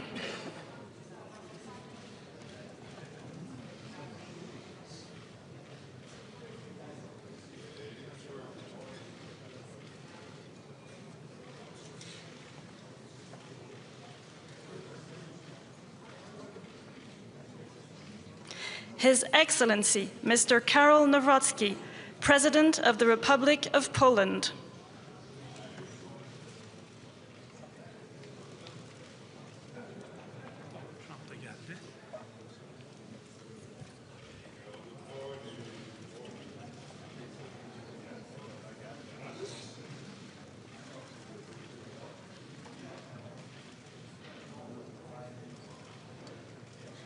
His Excellency, Mr. Gitanas Nausėda, President of the Republic of Lithuania.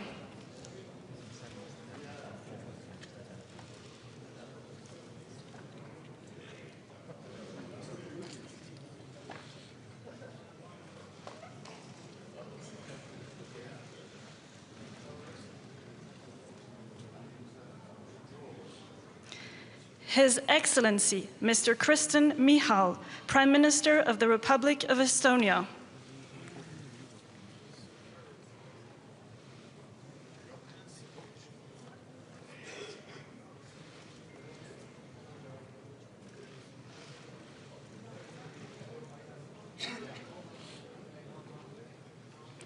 His Excellency, Mr. Rob Jetten, Prime Minister of the Kingdom of the Netherlands.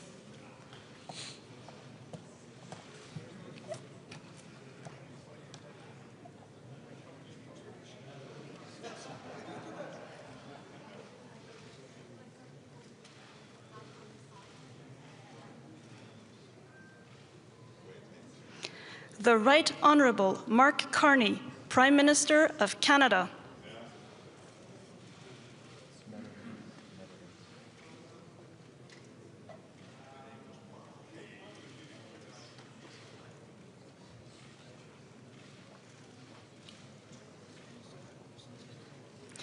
Son Excellence, Monsieur Luc Frieden, Premier ministre du Grand-Duché de Luxembourg.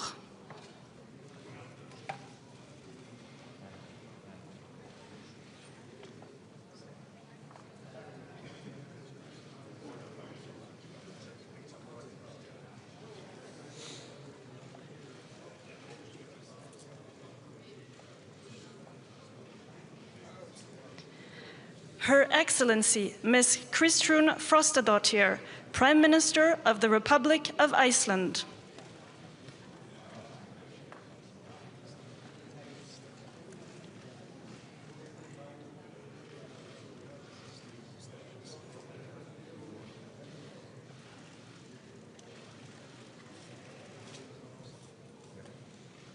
His Excellency, Mr. Jonas Gahr Støre, Prime Minister of the Kingdom of Norway.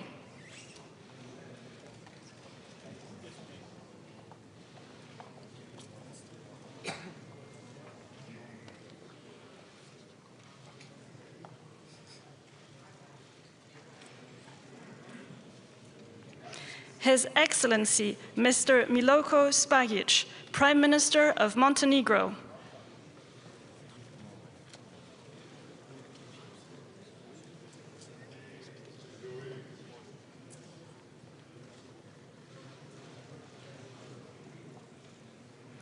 His Excellency, Mr. Péter Magyar, Prime Minister of Hungary.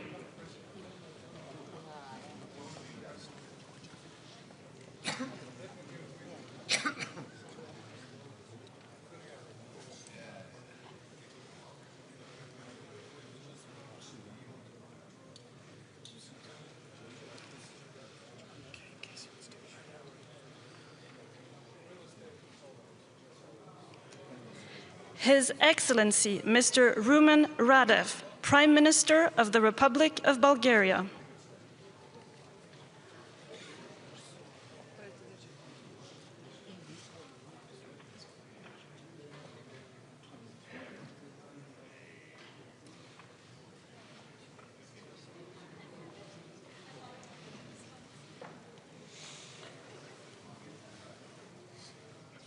Her Excellency, Ms. Gordana Siljanovska-Davkova, President of the Republic of North Macedonia.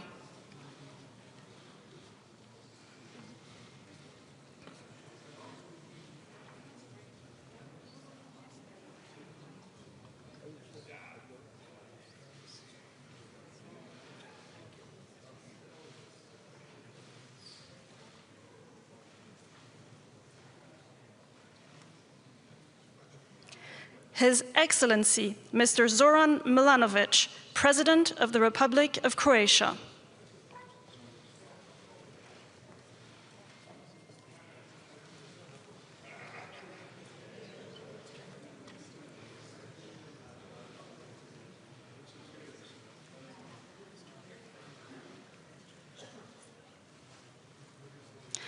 The Right Honourable Mr. Keir Starmer, Prime Minister of the United Kingdom of Great Britain and Northern Ireland.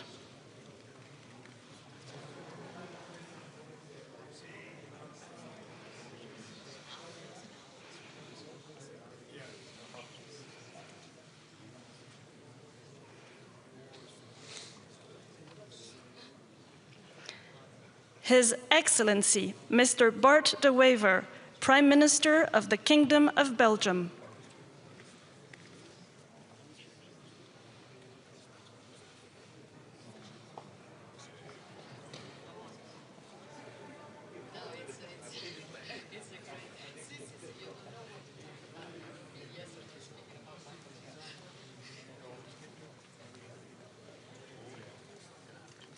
His Excellency, Mr. Pedro Sanchez, President of the Government of the Kingdom of Spain.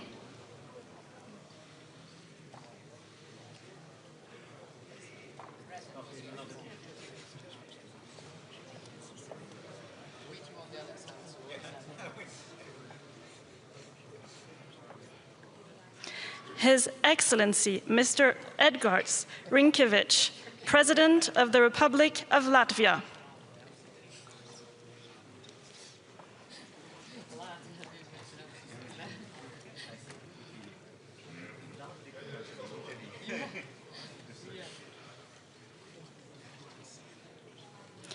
Her Excellency Ms. Giorgia Meloni, President of the Council of Ministers of the Italian Republic.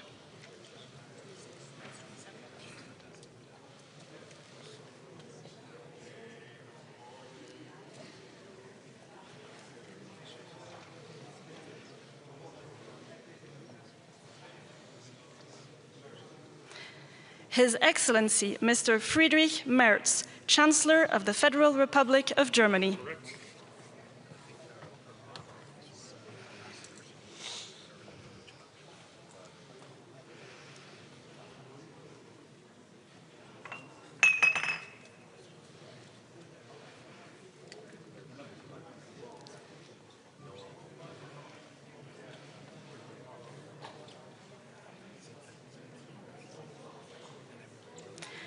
Her Excellency Ms. Mette Frederiksen, Prime Minister of the Kingdom of Denmark.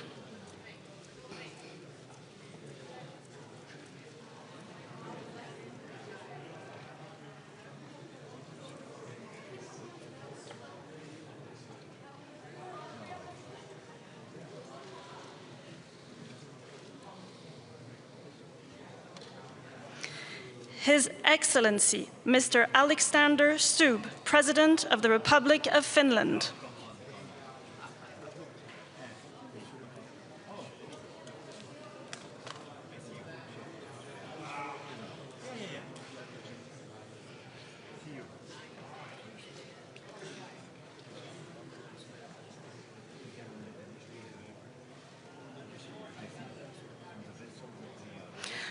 Son Excellence, Monsieur Emmanuel Macron, Président de la République française.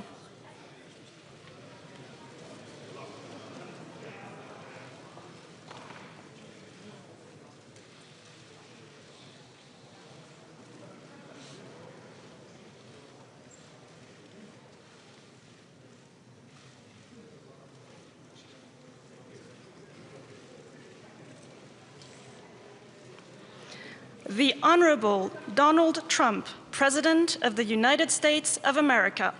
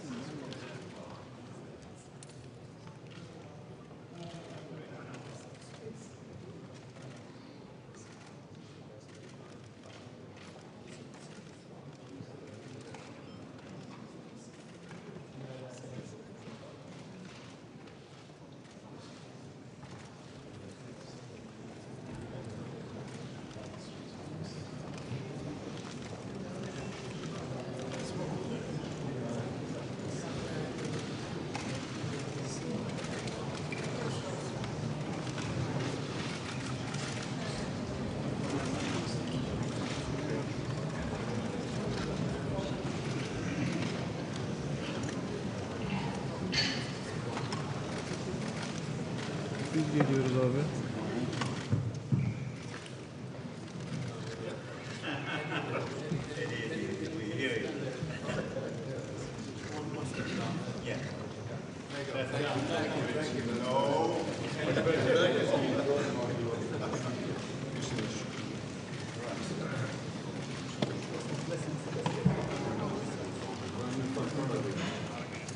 Excellencies, may I present your attention for the family picture?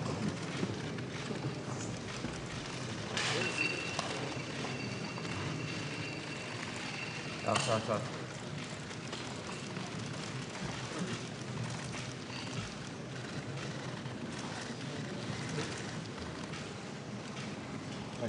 Thank you very much. Thank you. Thank you. If I may ask the first row to go down that way. We go down here, please. Yeah. Thank you.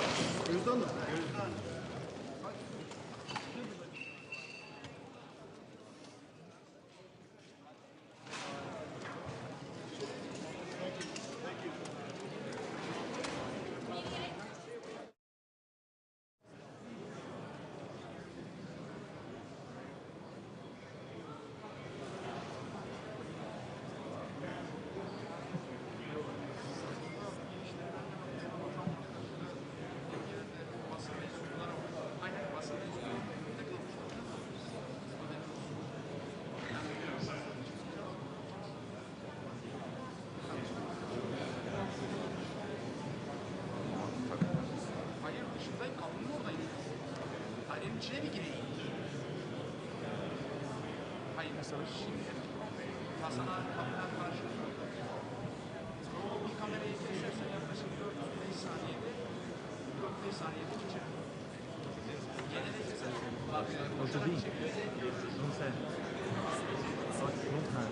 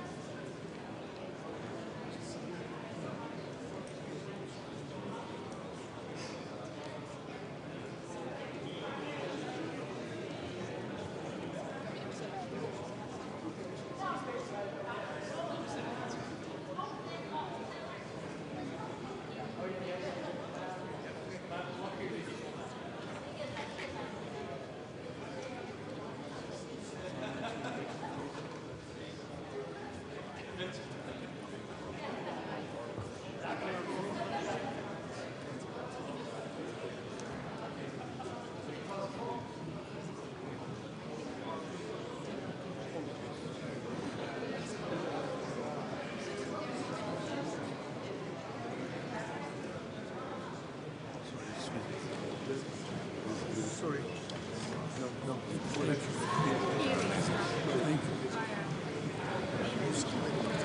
Hello, how are you? Hello, how are you? Hello, good to see you. Thank you. Teşekkür ederim. All okay, Mr. President? Good. Good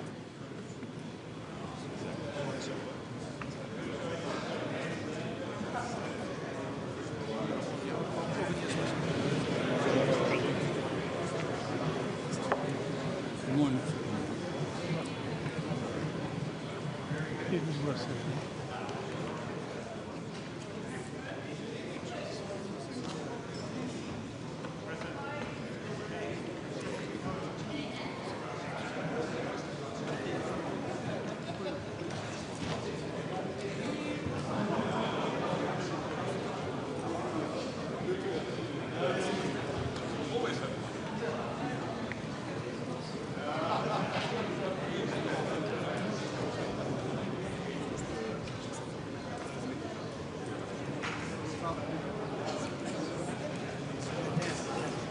Sorry, I'll step up. Oh, sorry. You have enough snacks. I know. Yes, your seat. Is mijn mappa? Ja. Hey, good to see you. How are you? Very good to see you.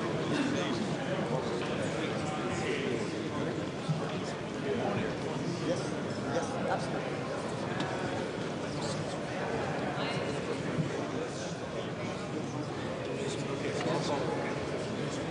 The American flag.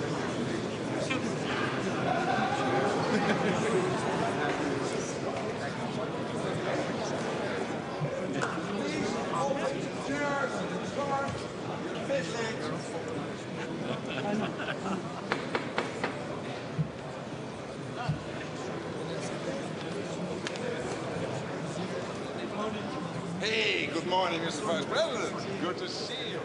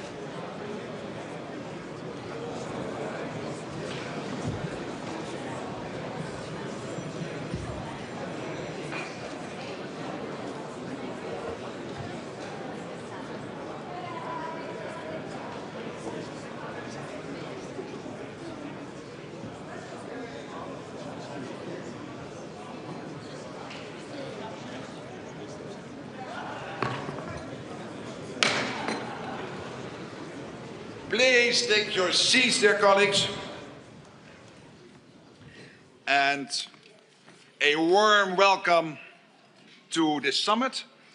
And without further ado, it is my honor and pleasure to give the floor to our host, the President of the Republic of Turkey. Please, President Erdogan, you have the floor.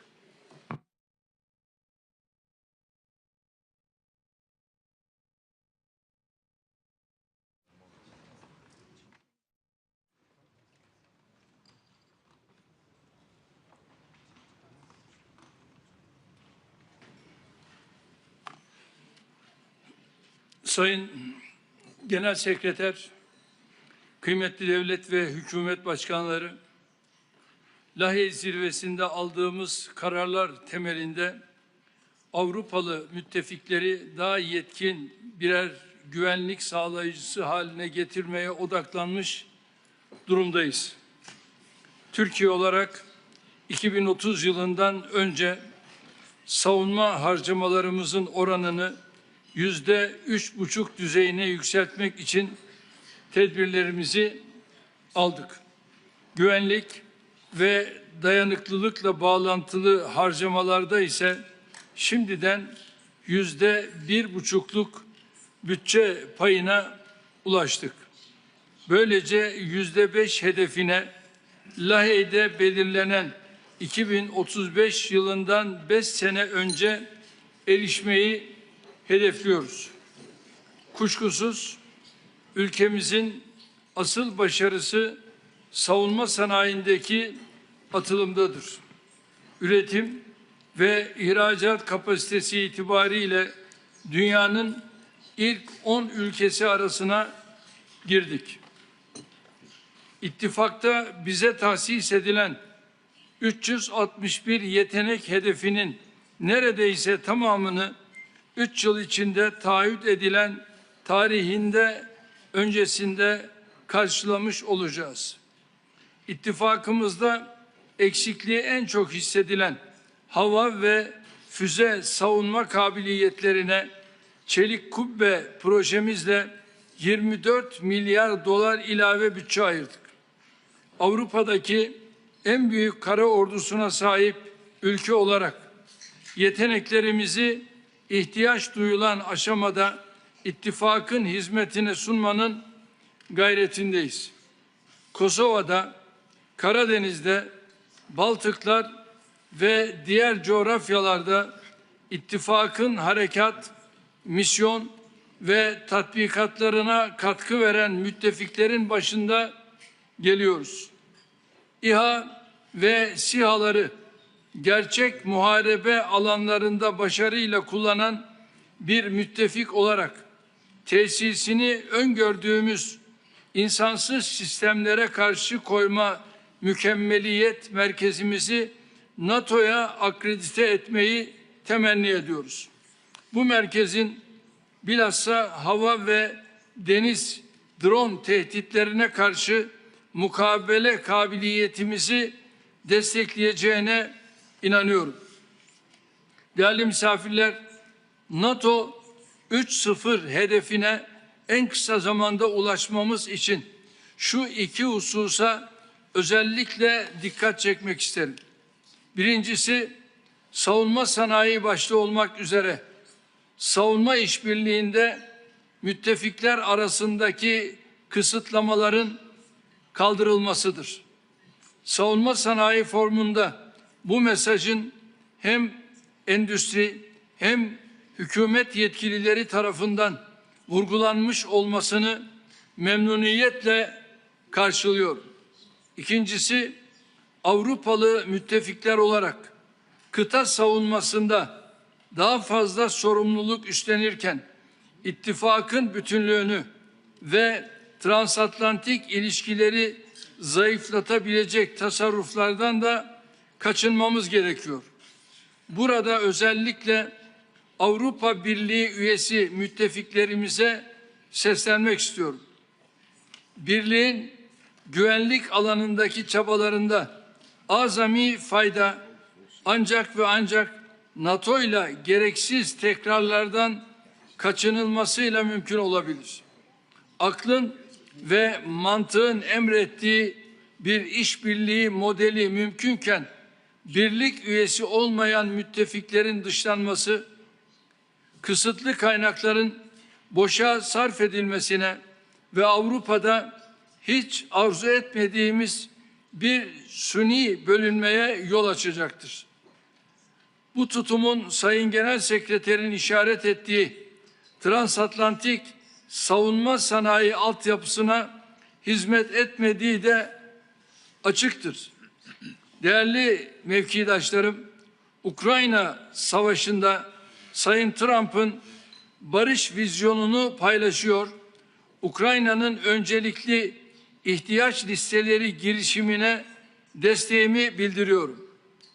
Ukrayna'ya kendi milli envanterimizden sağladığımız askeri desteğe ek olarak PUER'el erişimi kapsamında katkımızı sürdüreceğiz. Ukrayna'yı desteklerken Rusya'yı da barışa yönlendirecek şekilde iletişim kanallarımızdan istifade ediyoruz. İran krizinin çözüm yoluna girmesinde sabotaj teşebbüslerine rağmen dostum Sayın Trump'ın sergilediği kararlı tutumu takdirle karşılıyorum. Diplomatik çabalarımıza ilave olarak Hürmüz Boğazı'nın mayınlardan temizlenmesi için gerekli katkıyı vermeye hazırız. Bu vesileyle Türkiye'yi hedef alan füzelere karşı NATO unsurları tarafından sağlanan destek için Amerika ve İspanya başta olmak üzere ilave hava savunma bataryaları konuşlandıran Almanya ve İtalya'ya teşekkürlerimizi ifade ediyorum. Konuşmamızı artırmamızın şart olduğuna inandığım İstanbul İşbirliği girişimi mensubu ortaklarımızın bugün bizlerle olmalarını önemsiyorum. Orta Doğu'da kalıcı barış anahtarının iki devletli çözüm olduğunu bir kez daha vurguluyorum. Özellikle Gazze ve Lübnan'da sükunetin sağlanması için hepimize görev düştüğünü ifade etmek istiyorum. Son olarak terörün tüm biçim ve tezahürleriyle mücadele konusunda tam bir dayanışma içinde olmamız gerektiğini hatırlatıyorum. Ankara zirvesinin hayırlara vesile olmasını diliyor. Zirvenin hazırlıklarında emeği geçenlere teşekkür ediyorum. Thank you very much. Thank you so much. Thank you. And I want, indeed, whilst the press is leaving, I want to thank you for what you did with hosting this event. It is really huge, to quote somebody at this table. Huge and big. And we do realize what the impact is on Ankara. Because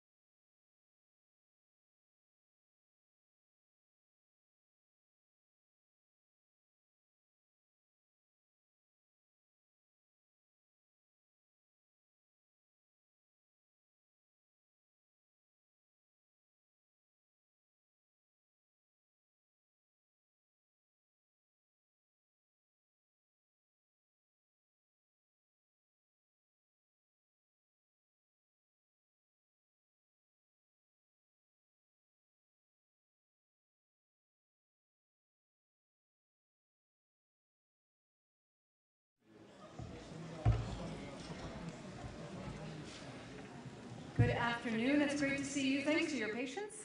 We will start with a statement from the Secretary General and follow with your questions. Good afternoon. We have just concluded a tremendously successful NATO summit here in Ankara. There was a great sense of unity. Allies warmly welcomed President Trump's leadership that is transforming this alliance and making it stronger. The message from this summit is simple. NATO delivers. 1 year ago in The Hague, allies took historic decisions to strengthen our alliance. Here in Ankara, excellently hosted by President Erdogan, we have demonstrated that those commitments are now being put into practice.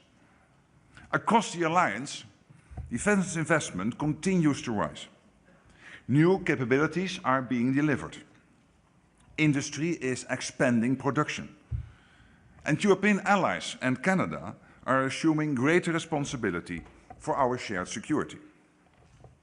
Together, these are the foundations for a stronger, a fairer and a more capable NATO.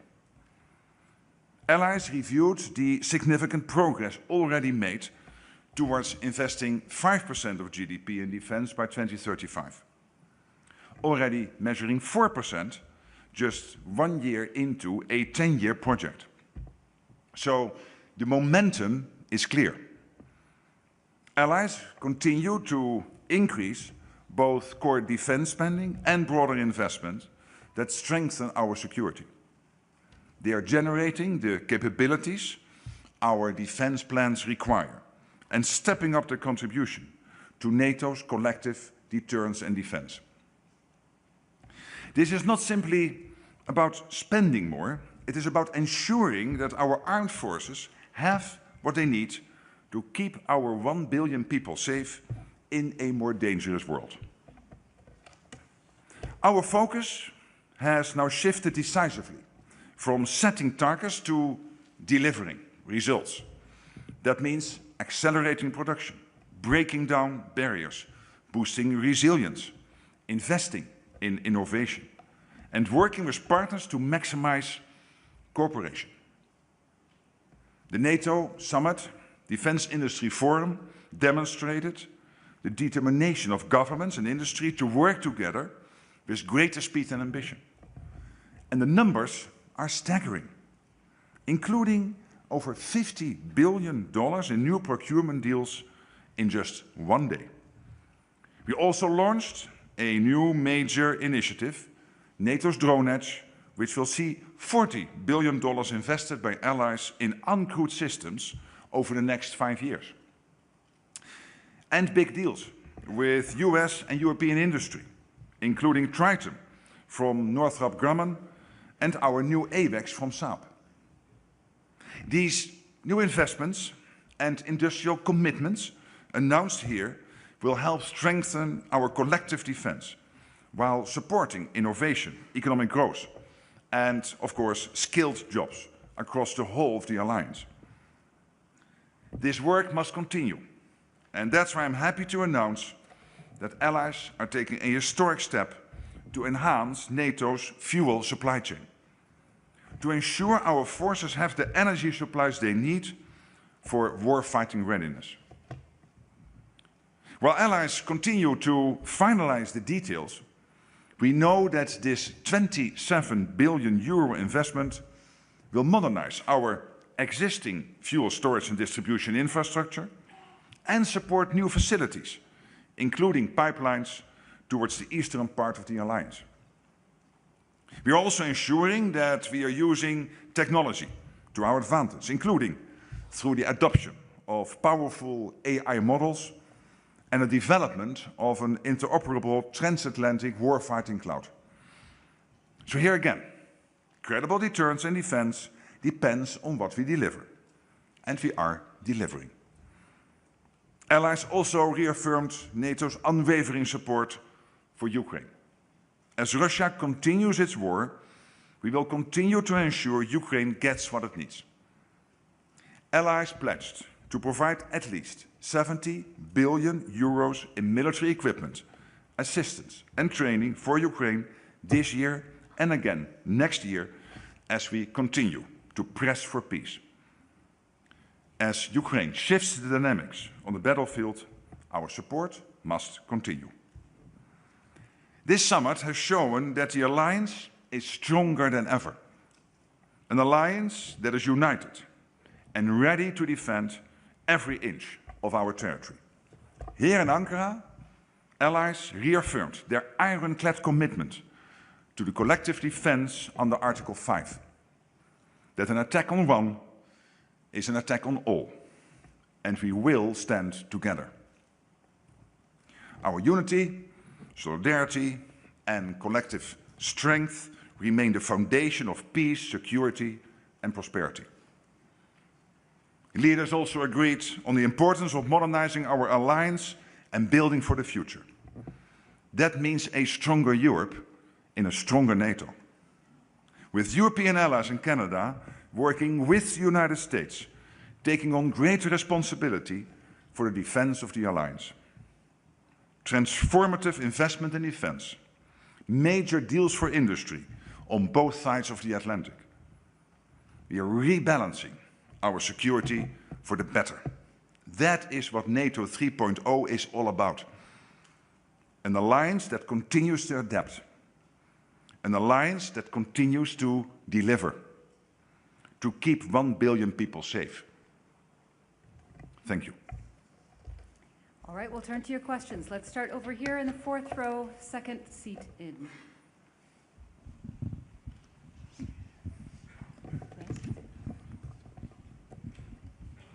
Maya Raidan, TRT Arabic. I have two questions, if you allow me. First, President Trump again criticized the NATO while he was standing beside you. We've heard a lot of promises and determination, that's very good. But why there isn't a credible plan B if he went through his threats to decrease his forces in the region? Is that because there isn't, or the NATO cannot function without the US? This is my first question. My second question regarding Iran, the final declaration said that Iran must not acquire nuclear weapons. If the US-Tehran negotiations failed, what is the NATO strategy to keep this objective? Thank you. Well, on your first question, I can only tell you that what I saw in the room with 32 leaders sitting together was a huge sense of unity. I've not seen this in recent history. And this is what I always believe NATO is all about, that yes, you will have your forceful debates. Sometimes people will argue at the top of their lungs, their points of view, and others will answer. And I'm never worried about that, because in the end, we are an alliance of democracies. It makes us stronger. It not only makes us stronger, in the end, we also come together. Today is evidence of that. And I always know that President Trump and the US is completely committed to NATO. But there is this big irritant, the irritant that the Europeans were not paying the same as the Americans were paying.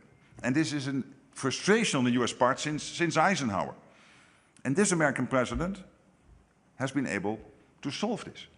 And not only get the Europeans to commit to spend the same as the US, but also to deliver on that commitment. Already 4% on a 10-year trajectory to reach the 5%. 4% already reached. Of course, also because we have the Russian threat, the war in Ukraine, etc., etc. But this is a huge encouragement done by the American president to get us to do this. So for all those reasons, I sense this sense of unity, and that is what makes this alliance so strong. It was really very special to be in that room, to sense that that situation. We all felt it, that this alliance is more together than ever. I think particularly because we allow ourselves to sometimes disagree and then come together. On your second question, it's absolutely clear it is a NATO policy that, and a point of view of all 32 allies, that Iran should never get its hand on a nuclear capability. Obviously, Iran is outside NATO territory. That doesn't mean that NATO could never get involved. But as I said before, if helpful, NATO is always willing to play a role. But first now, let's see what happens over the coming days and weeks. Okay, let's come up here, about halfway up on the right. I think I see Reuters. Ah, sorry, there you are.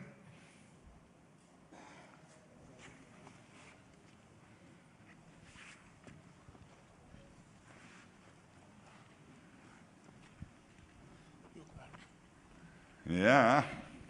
Oh, okay.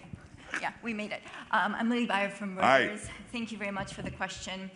Secretary General, we've heard President Trump talk a lot about the need to boost spending on defense, and you yourself, you've emphasized that European allies and Canada are stepping up. But NATO released new data yesterday, and what it showed is that there's actually quite a big spread in terms of what allies are spending as a percentage of GDP. Some are spending a lot, but there are actually quite a few allies that are still around 2% and don't have clear plans to make it to 3.5% on core defense. So what is your message to those allies, and do you foresee those allies that are still around 2% moving up soon? Thank you. Well, let's indeed, as you already implied in your question, and I agree with that, agree that $250 billion spent more in 2 years, Canada, Europe, is massive. And there is a max to what you can spend more in 1 or 2 years, because you still have to recruit the men and women in uniform. You have to make sure that the defense industrial base produces the output. And of course, we are also ramping up the defense industrial production, but also there you need a couple of years to really get it going. Yes, there is always a certain spread between one country and the other. On the other hand, when you look at 4 big economies, Belgium, Italy, Spain and Canada, they were far from 2% a year ago. They all committed to 2%. And I always sense that if you have to make such a jump from 1.3, 1.4% to 2%, that means, in the case of some of these countries, $5 to $10 billion extra spent in 1 year, that you need to give yourself a little bit of time to indeed spend the money. Again, the absorption capacity, but then at a national level. But all these countries commit to move forward and to deliver on the The Hague targets. All right, let's come to the front row here. Can I get a mic down in the center? If you can come down past the barrier, it's easier.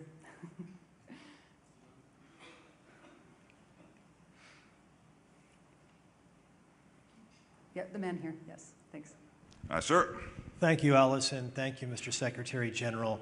You mentioned that commitment from NATO. I'm John Decker from Gray Television. You mentioned that commitment from NATO for Ukraine, $80 billion this year, a follow-up of at least that amount in 2027.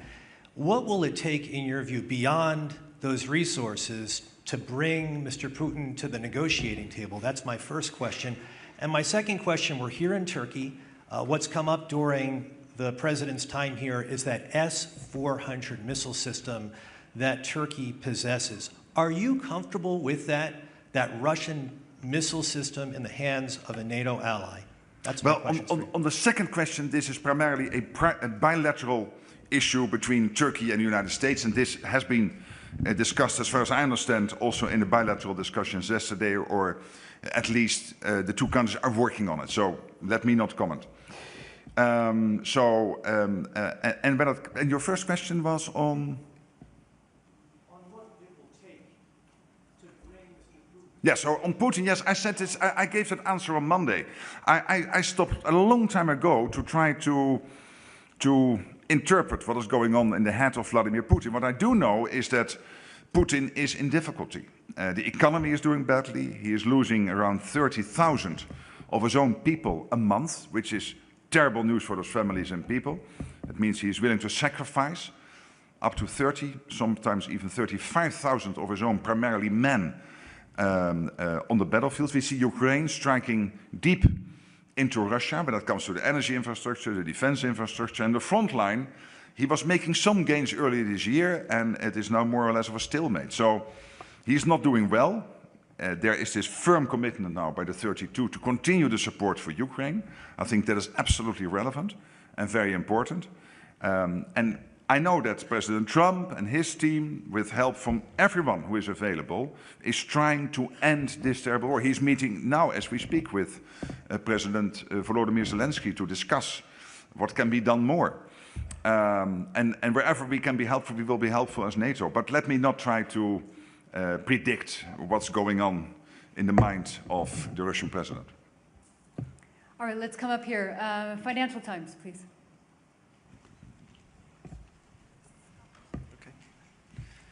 Secretary General Henry Foy, Financial Times. Thank you. Can I hold it? You can trust me.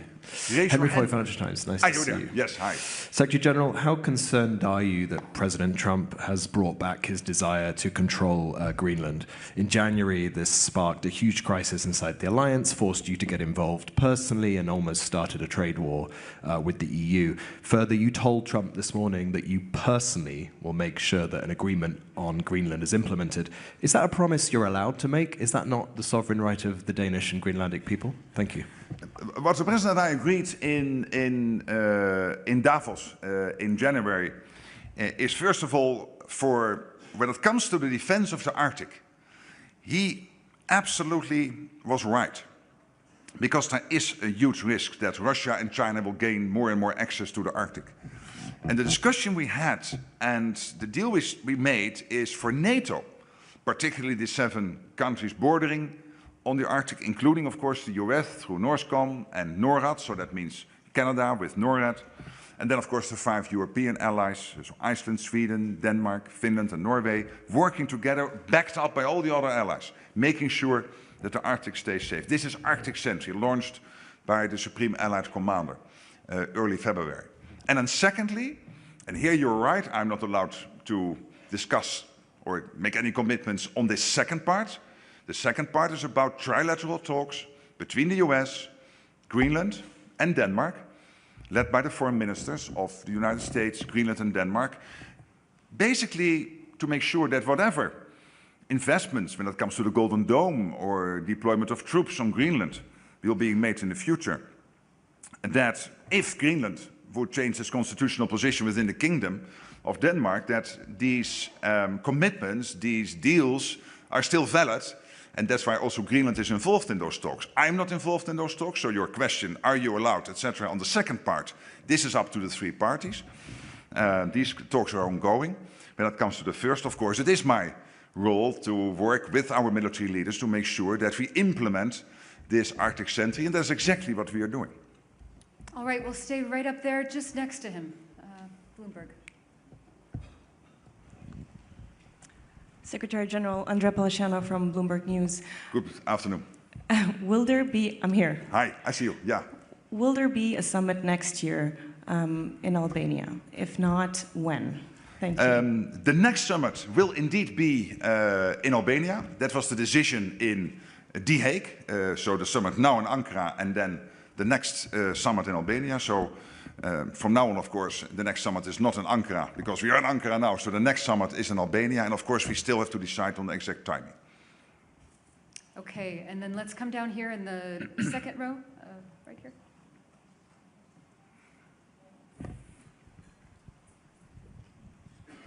Thank you, Mr. Secretary General. Hi. Given all the challenges you laid out of defense production, increasing spending, you had kind words to say or supportive words to say about the president's strikes on Iran last night. If that conflict enlarges again, are you concerned at all that that could divert money, munitions, resources, attention from stopping the war in Ukraine? No, because the United States is so strong and powerful, it can do both. Obviously, we still have to produce more. That's anyway a goal we have both in the US and in Europe and in Canada.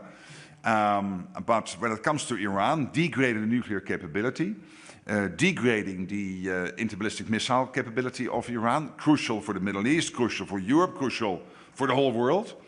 And then, of course, the American president deciding, and I think he was totally right, last night, given the attacks on ships which happened over the last 24 hours, to do these strikes, obviously is completely the right thing to do, because this was Iran breaking the deal.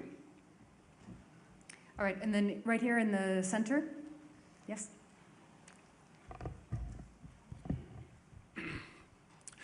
Sarsin Anajer, Harici Media. Mr. Secretary General, President Trump was quite unhappy how the European countries had a lack of contribution to the military operations against Iran. If the ceasefire ends completely and the war is back on, Do you support European countries to contribute more into this conflict? And if Donald Trump makes a statement like that to call them for aid, do you support his call? Thank you. Yeah, obviously this is not so much NATO, this is individual European allies having bilateral agreements with the United States, which have been negotiated over the years, when it comes, for example, to the use of bases, etc. And I know when it comes to this, that the United States is disappointed. And what I pointed out is that this is about individual cases, isolated cases. When you look at Europe as a whole, massively the Europeans have done what they bilaterally agreed with the United States when it comes to these agreements. And this led, in aggregate, to, as I mentioned on Monday, up to 5,000 sorties from European bases in the context of Epic Fury. And I would say Epic Fury would have been very difficult to do without Europe being a platform of power projection for the United States. Of course, this is one of the reasons why the United States is invested in its allies in Europe, to keep itself safe from the nuclear submarines, from Russia not ending up at the shores of the United States, but also, for example, for this reason, to make sure that they can make use of these bases. And massively that has been done. All right, we're going to get challenging for the mic carriers because I've got several questions that are towards the center. So first, there's a man in the blue shirt. And we agreed on Monday that you were sitting. There's too many people. So fourth row blue shirt here. And then after that, I think we'll go back to the eighth row, about just as far in, or a little further.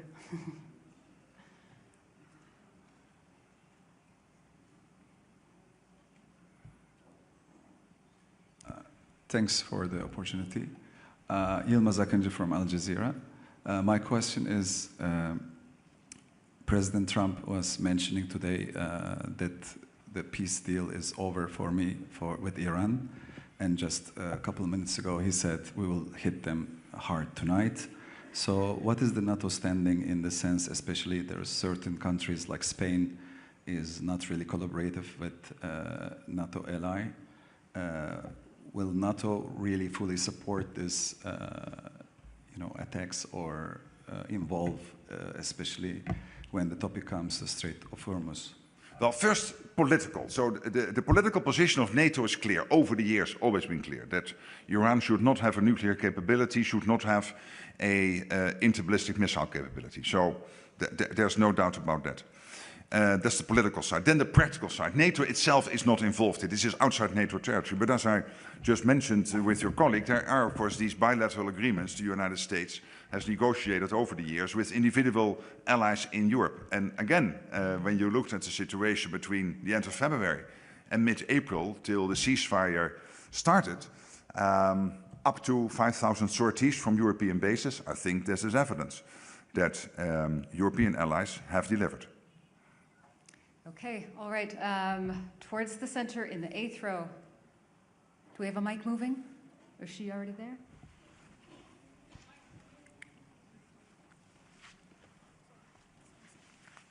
Yeah, you have to look at her. She decides. Alison decides. I see a gentleman there. Hey. Making our way. And then once you're there, please stay there because we'll take a few in the neighborhood. Thank you so much. I'm Deborah Haynes from Sky News. Good to see you. Thank you.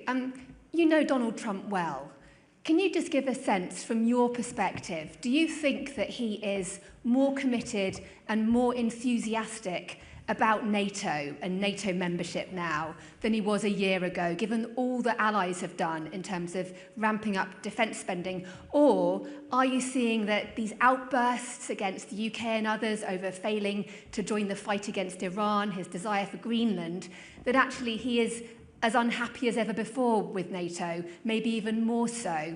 And can I just have a clarification from what you said earlier about Iran? Are you saying that, that NATO actually would support the US militarily in terms of its operation in Iran? What I said is that Iran is outside NATO territory. NATO has a political position. You can also see that in the summit declaration that Iran should not get a nuclear capability, that the Strait of Hormuz should open up. And NATO has always taken the position that when it comes to the interballistic missile capability, Iran should not get its hands on it. But this is outside NATO territory, so this is individual allies navigating this with the United States. On your first question, I mean, I always felt that families, where sometimes you have heart-to-hearts and sometimes you fight each other a bit, are much stronger than families where you have, oh, let's not disagree and let's keep things nice and unity. That's a bit fake, I always felt. I love it when sometimes between friends you can fight each other because it makes you stronger. And President Trump is not a person which keeps his views to himself. So on two issues he was very clear. One is that Europe had to step up, and this had to do with NATO. He was committed to NATO, he is committed to NATO. But he said, hey Mark, it's not a fair deal. How can it be that you have 600 million people living in Europe, the richest part of the world, big economies like Germany and the Netherlands and Italy and France and all the other nations together defending, of course, including with the US against 140 million Russians, and then you're overly dependent on the United States. That's not fair, and he's right. And that's what we settled in The Hague. I think that was his leadership, extremely important. So committed to NATO, but also expecting us all to do more. And when it comes to Iran, clearly he was disappointed. What I pointed out again is this is about isolated cases, massively. Europeans have done what you, the United States, bilaterally negotiated with the European countries. Okay, this man here, yes, please. Yeah, hey, Rasmus Svaneborg from the Danish news agency. Yes, hi. Danish news agency Ritzau. Mark, you sit next to Donald Trump in moments where he talks about conquering Greenland, talks about lashing out at allies like Spain, starting trade wars, things that it doesn't seem like the old Mark Rutte would approve of. Does this have any effect on your self-respect when you sit next to him like that and say nothing? You know, what I always do is acknowledge when praise is due, and I think we should praise Donald Trump for the fact that NATO is so much stronger. Of course, it has to do with the Russian threat, it has to do with the war in Ukraine, but it very much also has to do with President Trump delivering now what since Eisenhower the United States tried to achieve, equalizing spending between the US and Europe. And it makes Europe stronger. It makes Europe more relevant for the United States as a partner. So that is the transformative character of this summit, of what happened in The Hague, the implementation since The Hague, this summit as a point in time where we take stock. And I think that is extremely important. And when it comes to Greenland, I already explained. We had a meeting in Davos.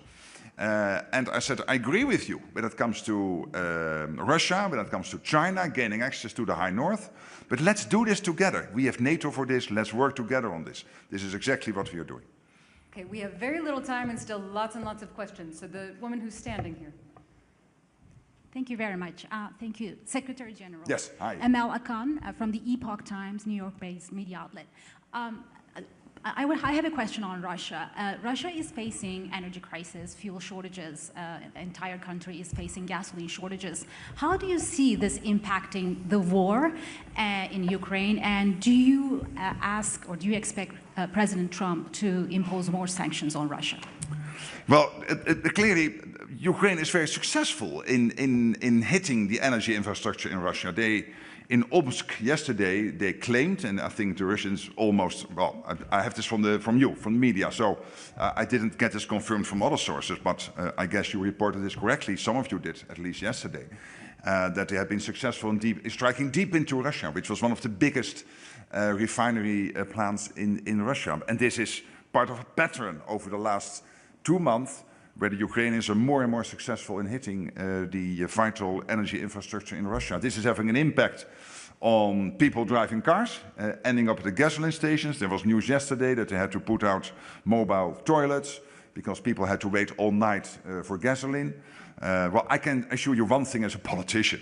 In the 16th, 17th century, you had to make sure there was enough bread. In the 21st century, you have to make sure there's enough gasoline. Your voters don't like it if they cannot fill up their cars. And of course, this is having an impact on the Russian economy. At the same time, you have a Russian president which is willing to sacrifice up to 35,000 of his own young men in this crazy war against Ukraine, totally unprovoked. So again, to any Russian young man listening, if you contemplate joining the war effort, think again. You might be one of those 30 to 35,000 this month, next month, the month after, because your president somehow doesn't care. He is willing to sacrifice you. So this is what is happening. And I know that the US and the European Union, sanctions is not NATO, but the EU and European countries and the US and the United Kingdom are constantly coordinating when it comes to sanctions and to see what can be done. Okay, I think we have 2 more questions. So the man in the orange tie here in the 6th row.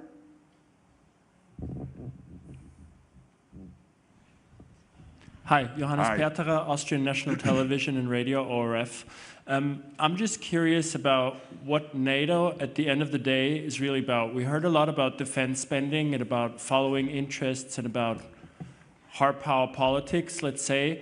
I was wondering also, because we find ourselves in an autocracy where journalists are being arrested, what values does NATO represent, if any, and are those values shared by all 32 members? Thank you. NATO is a defensive alliance, defending 1 billion people living in NATO territory. That's the United States, that's Canada, and 30 countries in Europe. We are defensive. We will never attack another country. Never. We are a defensive alliance, but we will make absolutely sure that if anyone else does not wish us well and tries to attack us, that they know that our reaction will be very forceful, that we can defend ourselves, etc., etc. And that is for a reason. First of all, because I strongly believe in the 21st century that you should not attack another country like the Russians have done with Ukraine. It's kind of crazy to do that. It's a playbook of the 19th century or the 20th century. We don't do this in grown-up democracies anymore in the 21st century. So that's one, but also because there are values at stake. Democracy. And democracy, as I said on Monday, is not only free vote. Democracy is also you, the free media, that you can report, that you can try to find out what happened behind the scenes, politicians not always liking what you find. But if it is fair, hey, it's your role and your job to do that. It's part of democracy. And the third pillar of democracy is that your societies have the ability to make their views known. And they do this sometimes through demonstrations. And that is always should be possible. And that means that journalists should always be able, in person, to participate in big news events. Okay, final question. That's all we have time for. We're going to go to the 5th row on the aisle here. Thank you, Secretary General. Satya from... yes, hi. Sorry. Oh, there are more than one hand. Yes. Satya from NHK, the public TV station of Japan. Thank you. I'd like to ask about the IP4. Do you think it was important to have at least the all representatives of all IP4 countries present in Ankara, considering the challenges NATO faces from China? And this is the second year not having all the leaders present at the summit, but do you already have any ideas on how to engage again at the leaders level with them? Yes, well, the president of the Republic of Korea was here, so I had the opportunity to get to know him better.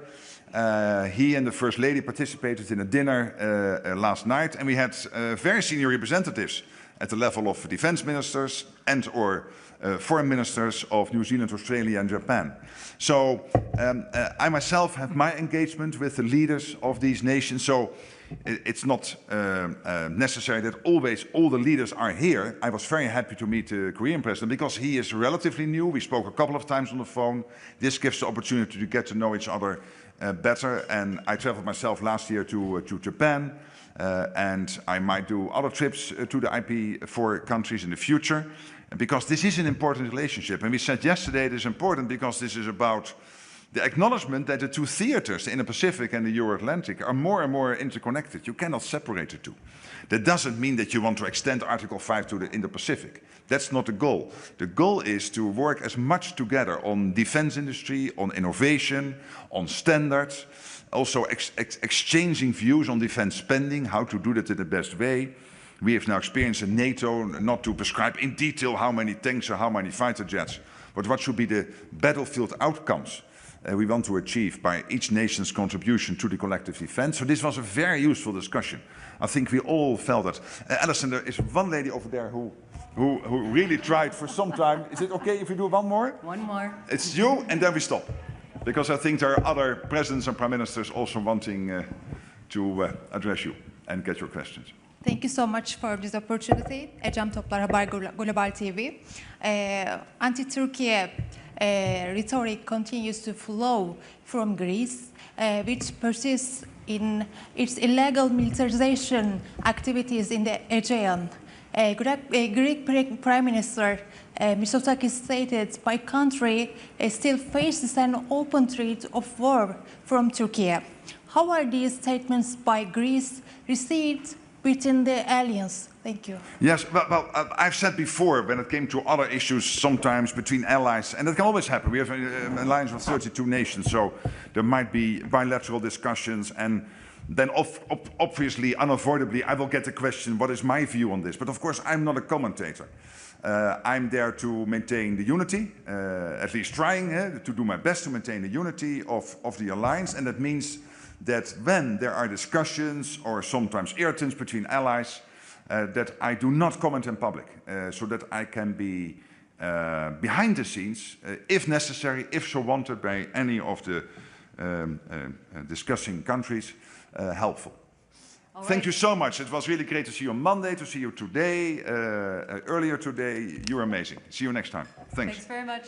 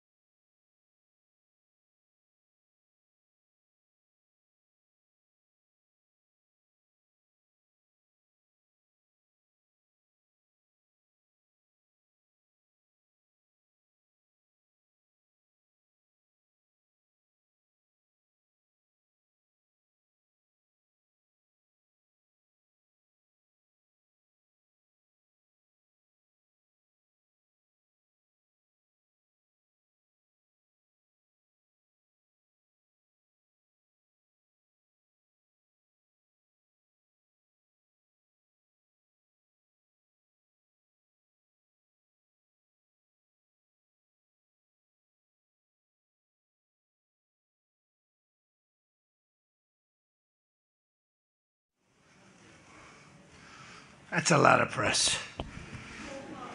Wow. Well, it's important stuff. And you know, our team out here, well, they've all become stars, superstars actually. But we want to thank you very much. We've had a tremendous time and I think a great success. And we just concluded a very successful NATO summit here in Turkey. And I want to thank President Erdogan, who's really a great man. He's a great leader. He's a friend of mine, been a friend of mine for a long time. He's a strong person, a very strong personality, and that's why he runs such a successful and good country, and really a great, I would say, a great country. Militarily, he's very powerful. People leave him alone. But he's really done a fantastic job. And from the moment we got off the plane, you look at the airports were beautiful. They built a new terminal for our arrival. Everything was beautiful. And so I just want to thank President Erdogan, who's done a fantastic job in Turkey. And I also want to thank NATO Secretary General Mark Rutte. Mark is an extraordinary person, smart, great leader. It's not easy leading so many leaders like that. You got a lot of leaders, and they're strong personalities, every one of them. And Mark does an unbelievable job. Couldn't find anybody better. I just want to say there was tremendous love in that room. The press got to see the sitting, but they didn't get to see the speaking. And I actually said, it's too bad the press couldn't see this, because every one of them spoke for a little while, and I spoke for a little while.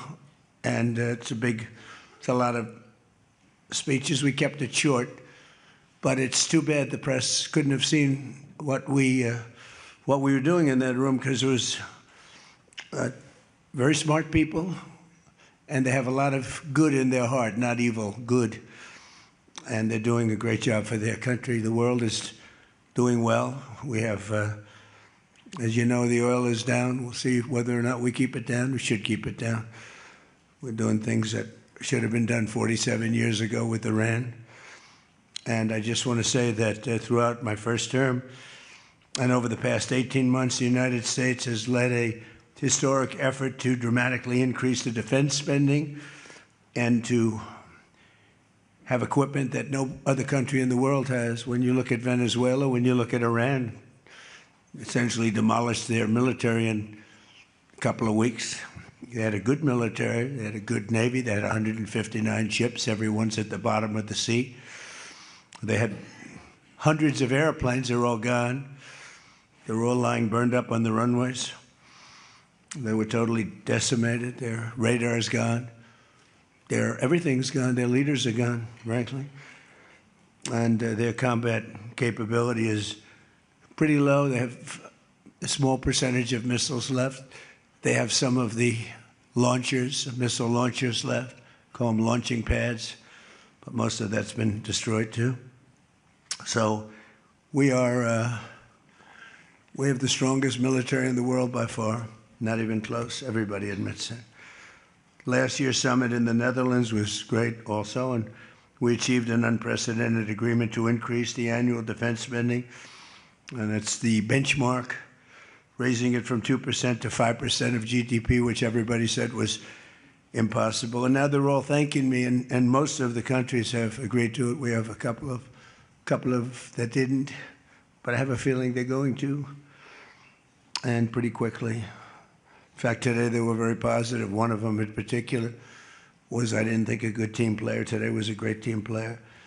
As all of the leaders understand very well, the United States remains by far the largest contributor to NATO, monetarily and maybe otherwise, and the strongest military anywhere in the world. And they respect us as a country. Again, they didn't respect us 2 years ago. They laughed at us. NATO laughed at us. Everybody laughed at us. They don't laugh anymore. There's no more laughing. This year we invested a record $1 trillion in our armed forces, and we're going to be asking for $1.5 trillion coming up. We have the money being spent on the best equipment anywhere in the world. In the working session this morning, we discussed the progress other members are making toward the 5% target, and they're making great progress. Many of these countries are very rich, by the way. We don't have to feel sorry for them. But it doesn't mean they're properly protected. There's a big difference.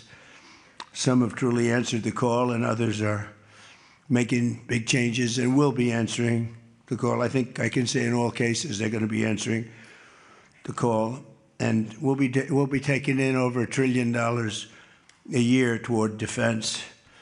And that's a tremendous amount of money. It's a big up. They were at 2%. They were actually at 1%. I got them to 2%. Then I wanted to get them to 5%. And we got up to 5% the last time.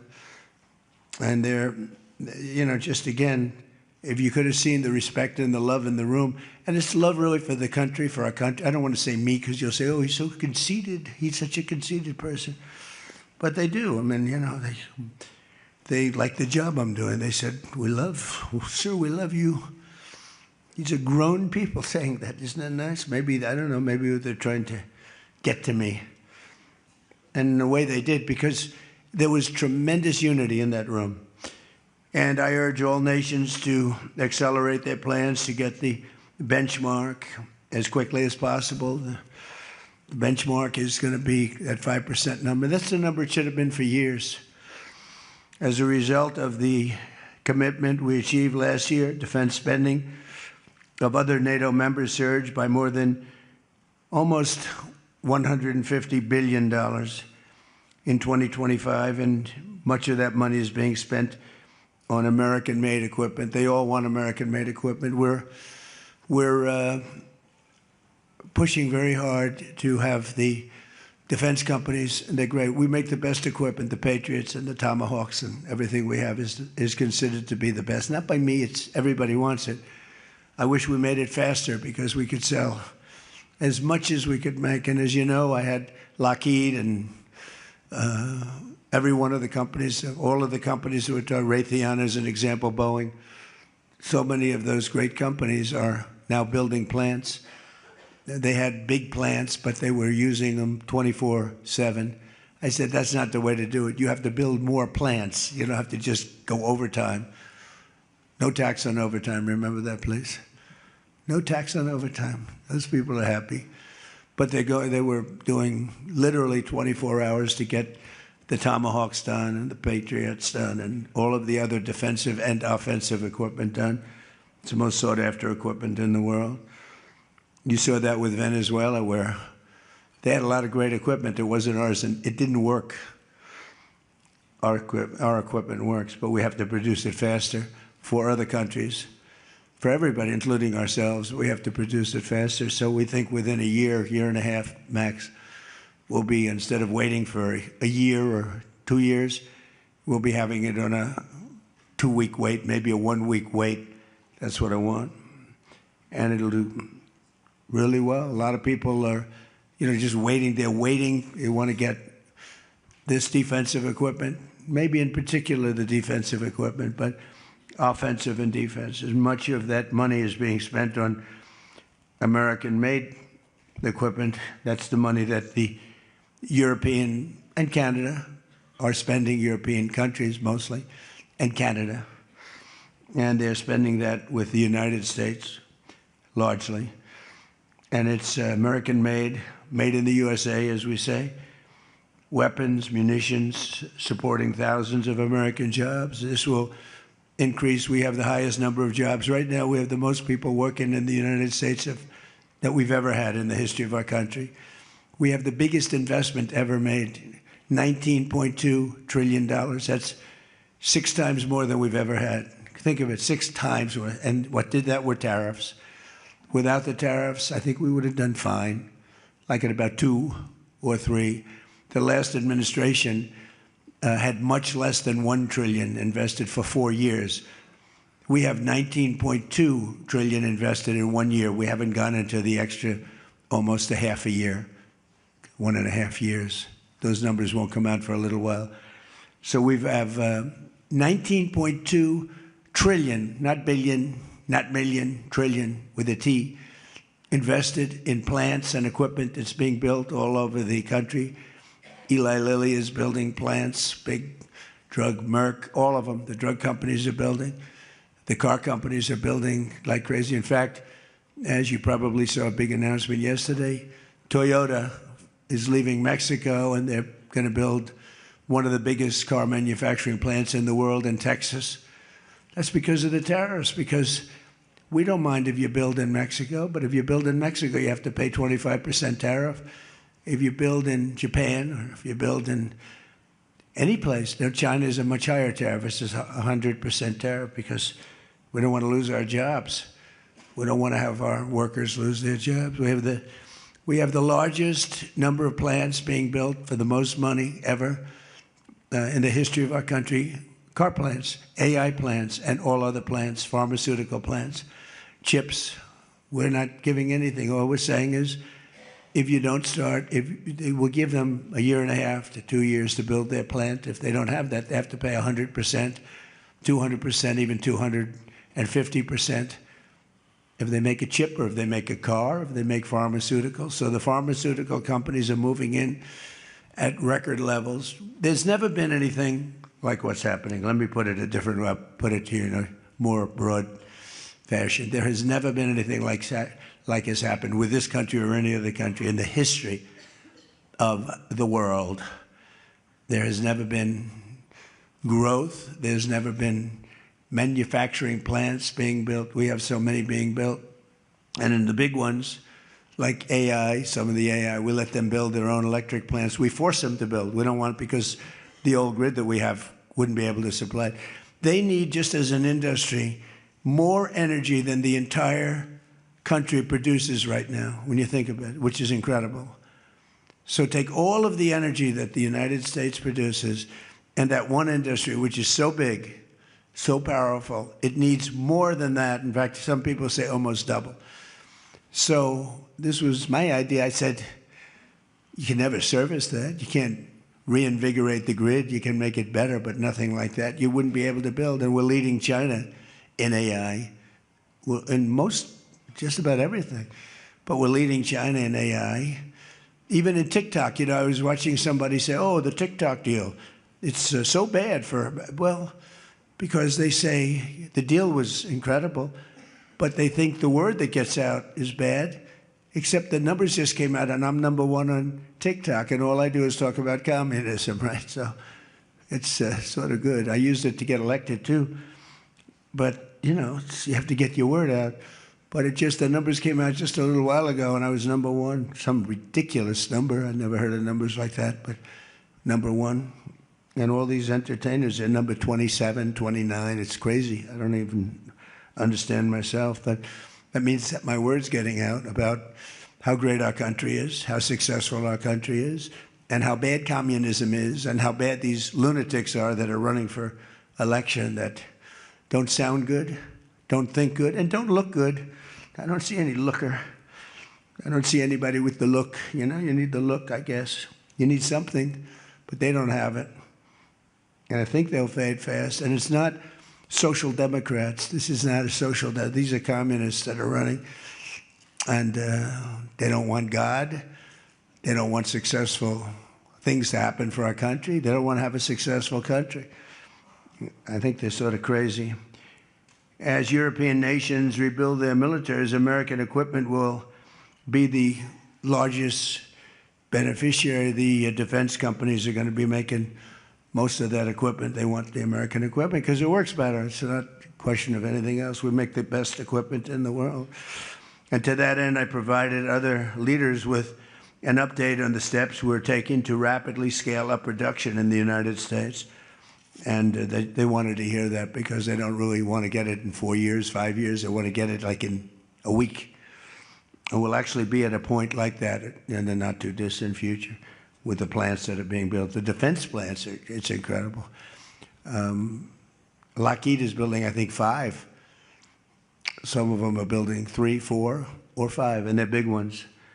It's going to quadruple the output we have with the munitions and the basic equipment itself, whether it's a Patriot or Tomahawk missile, or any of the missiles that we make many missiles, different types, for different occasions. And just today at the summit, we announced $3 billion of new defense investments with U.S. companies, and Lockheed Martin will establish a world-class Patriot missile sustainment facility, a big deal in Europe. They're given a tremendous incentive by Europe to do that. All goes to the benefit of us and Europe because they're getting the best equipment. Northrop Grumman is moving forward with the sale of advanced American drone technology. We're actually the leader in drone tech. A lot of people don't know that. We have the most sophisticated drones in the world. And we're a real, I guess we're the leader, but we'll soon be the leader by many times over. And Lockheed and Rheinmetall are announcing a partnership to build the Army Tactical Missile Systems, which is a big deal. And Anduril is announcing a deal to build their new Barracuda missiles, which is a very highly sophisticated, fast missile, and we're doing that for Poland. Poland's doing very well, by the way, with a very, very good president, great president, I think.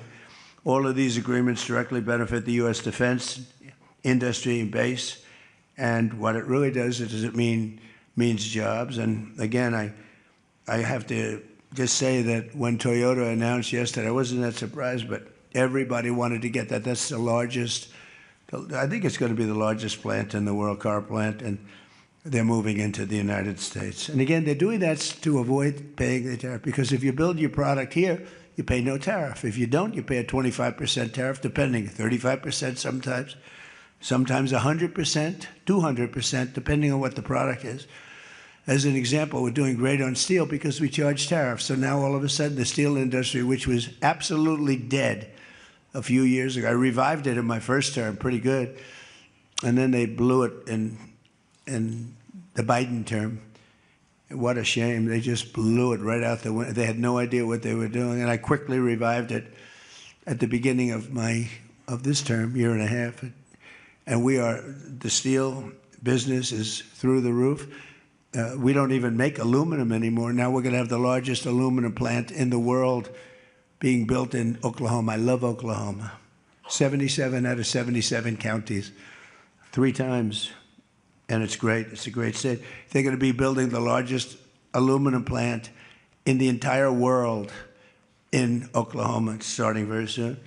Over the course of the past 2 days, I had a number of excellent discussions with other leaders at the summit and held productive bilateral meetings with essentially all of them. We had dinner last night. Just about all of them were there. President Erdogan of Turkey, as well as President Zelensky, and he just came in, as you probably saw, had a little press conference, and also President al-Shara of Syria, who's doing an unbelievable job in unifying Syria. What a job he's doing. Syria was a mess with what happened with the previous government, you know that. Very dangerous place, and now it's just come together. He's done a fantastic job. People are talking about it. In every conversation, it was clear that America is back, and we're stronger and bigger and better than ever before. We have more jobs, as I said, than ever before. And we're respected again like maybe never before. We are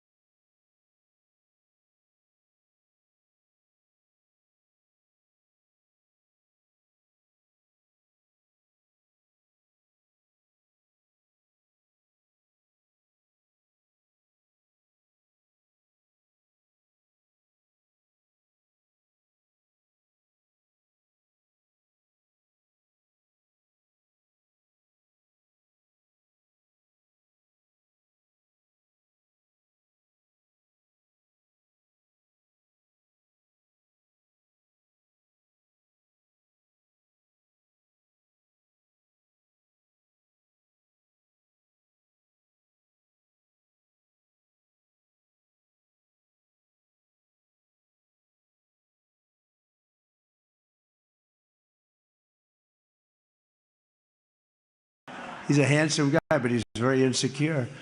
Go ahead. Do you want to shout it out? Give him a mic. How about giving him a mic? He shouted out. Mr. President, your operation in Venezuela has been lauded as a military success, and yet the Iran war seems to be a strategic dead end for you. Why are you apparently unable to end the Iran war? So I think we're doing just the opposite. The Iran war has been a tremendous military success.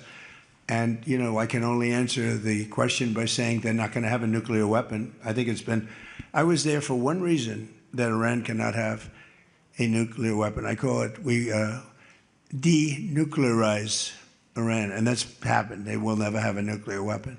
That stuff is so far down under a mountain. It's a granite mountain that collapsed on top of it. Take months to get it out. I think it's a tremendous success, Iran. And you see the oil prices are lower than they were when I started. And people like to say that, but look, they have no military left. Their Air Force is gone. As I said, their ships are gone. 159 ships are gone. They're at the bottom of the sea. Their radar is gone. Everything's gone. So when you say not a success, it's a tremendous success. The fake news likes to say how well they're doing. They're doing terribly. They have 350% inflation. When the war started, they had like 6%, 5%. They have, they want to make a deal, but they don't know how to make a deal, and then they go around shooting ships at night. I don't like that. You know, they're dealing with very fine people. They're dealing with Steve Witkoff. They're dealing with Jared Kushner and J.D. Vance, and they're dealing with Marco and Scott. They're dealing with great people, but I don't know. I think they're a little loco. They're a little crazy. But they told us they'd like to go to the funeral of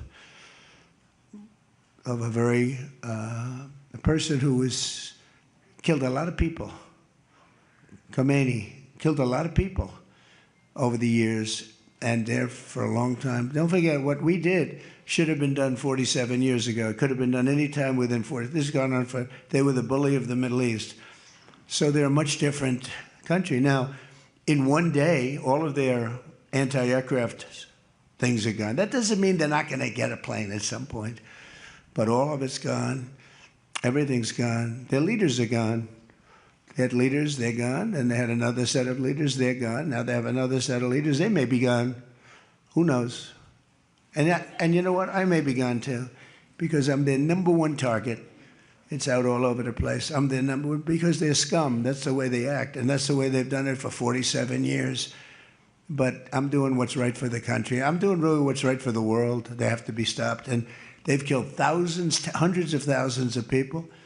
They killed 52,000 protesters over the last 3 months. So when you say we're not doing well, I think we're doing phenomenally well. Our military has been incredible. Plus, we had a blockade. Did we have a blockade? Did you ever see a blockade work that way? You know, for you that said we're not doing well there. We did great in Venezuela. That was a one-day war, and they're very good military. You know, it's a very military country. We took out one of the worst human beings in the world, Maduro, and he's in jail waiting for trial. But what he did to this country was incredible, including the fact, not only the drugs, but he had people pour into the country from prisons. They opened up their prisons. They allowed them to come in. We're getting them out. We're getting them all out. But we have, with the Biden open border policy, with Kamala as your border czar. Remember, she was a border czar, but she never called Border Patrol, never once, and she never went to the border. The border was a disaster. Now it's fixed. It's fixed where we have nobody, and I don't do these numbers.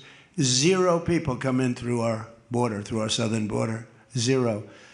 And that's been announced now every month for the last 12 months. 0. We had millions of people come in, under 25 million people, I think more than that under Biden. And they weren't people that you want, and for the most part, they were drug dealers. They were escaped from, think of it, all the prisons, and I'm not just talking about from South America, I'm talking about from the Congo, I'm talking about from all over the world. The prisons were emptied out. They were emptied out into our country. But they had the worst murderers.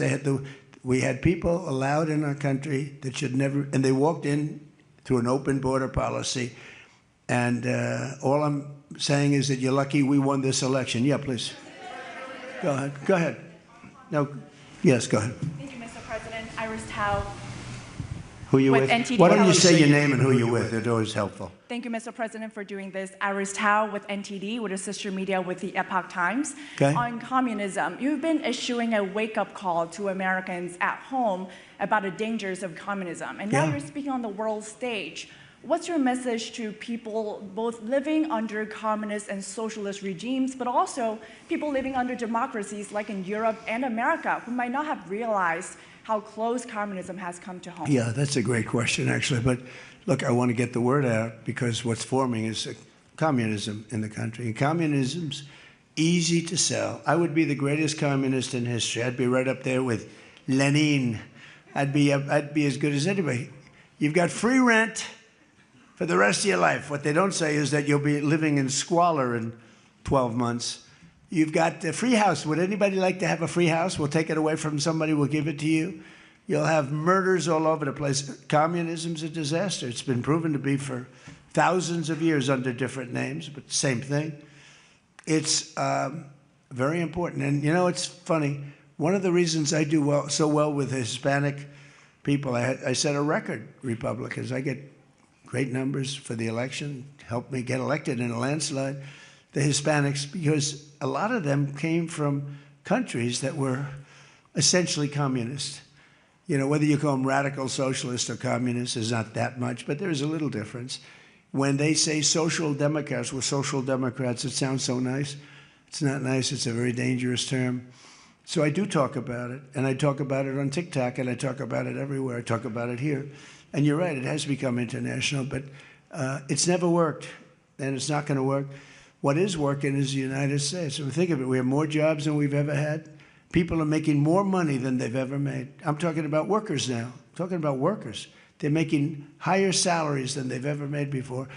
It's just the best system, and it's got flaws, but everything's going to have a little flaw, but it's been amazing. And when I watch what's happening, and I see these lowlifes getting, I mean, they're lowlifes. I watch them. I know good people. I know quality people. These are essentially lowlifes. And when I see what they're talking, I think they're very dangerous in many ways. And I've said it, and then I said, boy, that's a pretty big statement. Then I realized, you know, a couple of people said, I think you're probably right. I think this country, with this thing that's going around, is in more danger than it was during World War I, World War II. If you talk about September 11th, if you talk about Pearl Harbor, that was big danger. I think the concept of us going communist, because one thing that happens when you go communist, you never come back, never comes back. You die in squalor. You die a horrible death. You die in squalor, and it gets very evil and very nasty. Yeah, please go ahead. Mr. President, Tyler Pager with the New York Times. Last month you said Iranian leaders were very rational people, nice people to deal with, strong people, smart people.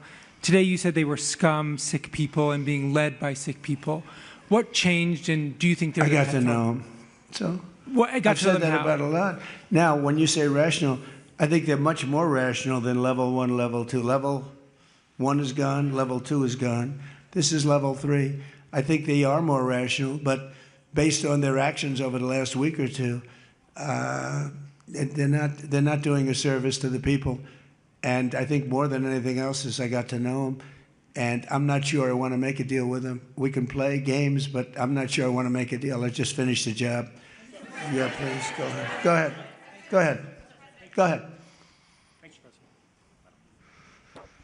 Thank you, Mr. President. Steve Sedgwick from CNBC. The oil markets are up today, around about 7% for WTI and Brent as well. The world is taking you at your word, sir, that the MOU is over, that the ceasefire is over.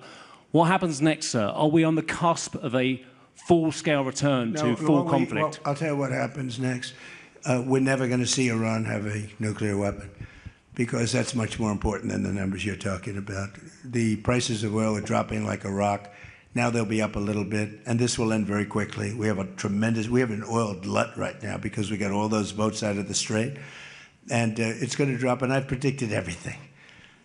I've been right about everything, and I have been for a long time. That's how I got to be president 3 times. That's how I won 3 elections. I did very well in the second one, won it. It was a rigged election, but I've been right, and oil's coming down. Now, I have to make sure of one thing, that we don't have lunatics having control over nuclear weapons. So we have that now. There's no way they have a nuclear weapon. We have cameras, as an example, on the site that those beautiful B-2s at 1 o'clock in the morning 10 months ago blew up. They blew it up. We have cameras, that's called Space Force, if they're in space. But we have cameras that can read the badge of the person going over to a site. Mohammed something. We say it's Mohammed something is there with shovels. Well, shovels won't get you there. The biggest machinery in the world probably won't get you there if you want to know the truth. It's way, way below. But we're watching that. And if anybody goes there, they get blown up. So nobody's going to touch that. Eventually, we'll take it. But what we do have is we have that. That's gone. If we wouldn't have had that, they would have had a nuclear weapon, and they would have wiped out Israel. If I weren't president, Israel wouldn't exist. And we did it 2 times. When the JCPOA, the Obama deal, when that was originally conceived, everything went to Iran. $1.7 billion in cash, hundreds of billions of dollars. They thought they could buy peace with these people. You can't do that. So the big thing we have is more important than anything we can talk about is you can't let lunatics have nuclear weapons, and we've stopped that. And that should have been stopped on a couple of other occasions, too, with different countries, but they didn't do that. Yeah, please.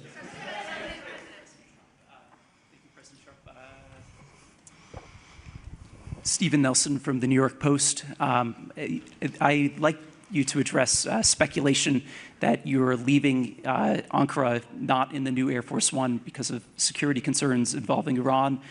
You've spoken today twice about them possibly assassinating you and possibly being successful. Did that concern have something to do with Well, I speak about it a lot because, you know, the life of a president is very dangerous. It's 5.2%. You know what a race car driver is? 1/10 of 1%. A bull rider, that looks pretty dangerous to me. It's 1/10 of 1%. No, it's 5.2% is you don't make it. You should have told me, you're an excellent reporter. You should have told me that years ago. Maybe I wouldn't have run. It's a very dangerous profession.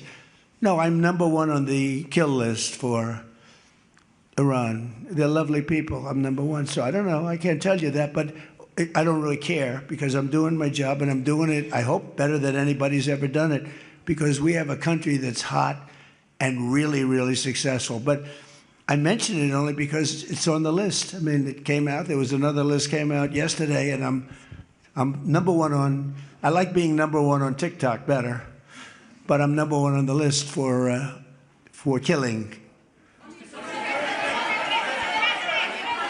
Go ahead. Hey, Sean McCreesh, New York Times. But why aren't you flying the new plane home? Say what? Why aren't you flying on the new Air Force One home? It's flying to Europe, to one of the big bases, 2 or 3 of the big bases, where we can show it to the people. And we'll be going home by normal methods. But we have it going to Europe to a couple of bases, actually 1 in particular, but it's going to go to a couple of bases, stop, so the soldiers can see it because it's truly magnificent. Yeah, please?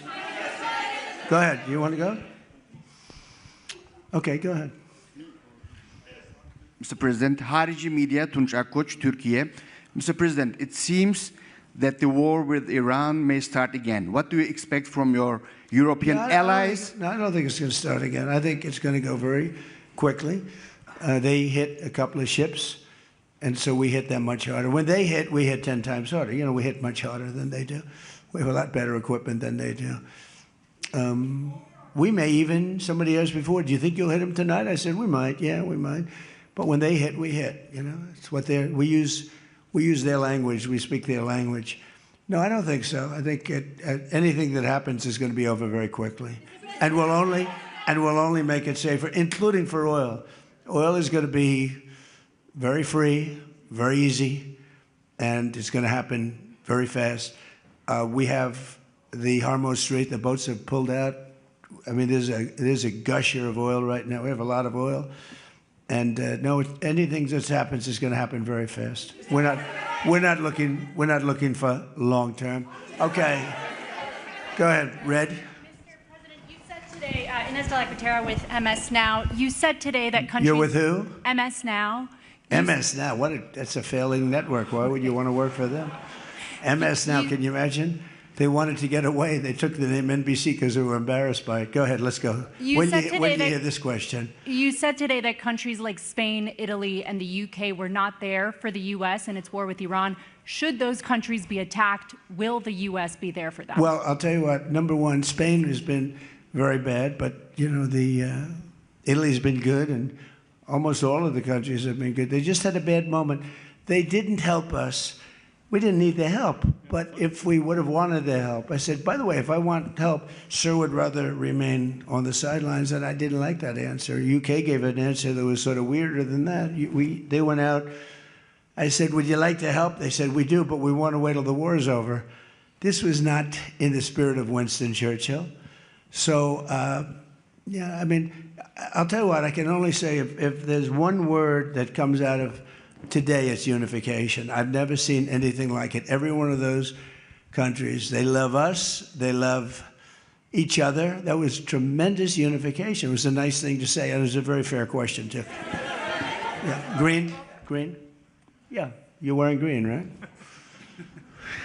Thank you, Mr. President. Eda Turul from Haber Global TV, Turkey. Mr. President, after your meeting with President Erdogan, can you tell us whether you and President Erdogan reach an understanding on Turkey's return to the F-35 program and the future of U.S.-Turkey defense cooperation? And do you believe U.S.-Turkey relations are entering a new chapter right now? Well, I had a great relationship in my first term. You remember Pastor Brunson, and he was put in jail for 35 years, and I called. He was an evangelical hero, actually, very good man. And I called President Erdogan, and he let him out. I didn't pay anything like Obama and Biden pay billions of dollars all the time. I never paid any for anybody. I just tell him, let him out. Let him out. But in this case, I didn't say it the second way. I said it the first way. I said, look, he's a good man. He's highly respected in the evangelical, and I'd like you to let him out. And he was in my office, in the Oval Office the following day, Pastor Brunson. I had a great relationship. When Sleepy Joe Biden got in, bad things happened with a lot of things between the border. Everything was bad. We were laughed at all over the world, and we had a very bad relationship with a lot of countries. I think Turkey was one of those countries. But that changed on November 5th when we had the election. And it's one of our best relationships. We have a great relationship. And they're talking about the F-35 airplane. And it's the best plane, and everybody wants it. And we have to make a decision who we give it to. I mean, my inclination, because he stayed out of, he's not a huge fan of Bibi, and he's not a huge fan of Israel, but he stayed out of that war. He could have gone into that war very easily, and he didn't. At my request, he stayed out of that war. He's been a very good ally. I mean, Marco could tell you, we have a very strong relationship with Turkey. You know, it's a very big country. It's a very powerful, militarily, it's the second most powerful country in NATO. It's a NATO country. So whether or not we do that, I haven't totally made up my mind, but my inclination is to say, look, he's done everything. He's helped us in so many different ways. And you know who else has been good to us? China. China never came into the war. They get 50% of their oil from Hormuz Strait. They never came into the war. They never said, I'm going to send a ship in 5 destroyers along each side of the ship. They never did. No, President Xi's been great. Everyone's been sort of great, to be honest. You know why? Because they respect our country again. They laughed at our country. They thought we were a bunch of fools. They saw a president that couldn't talk, he couldn't walk. He was a disaster. They lost respect for our country, but now they have more respect for our country than they've ever had before. Thank you all very much. We'll see you back. Thank you very much, everybody.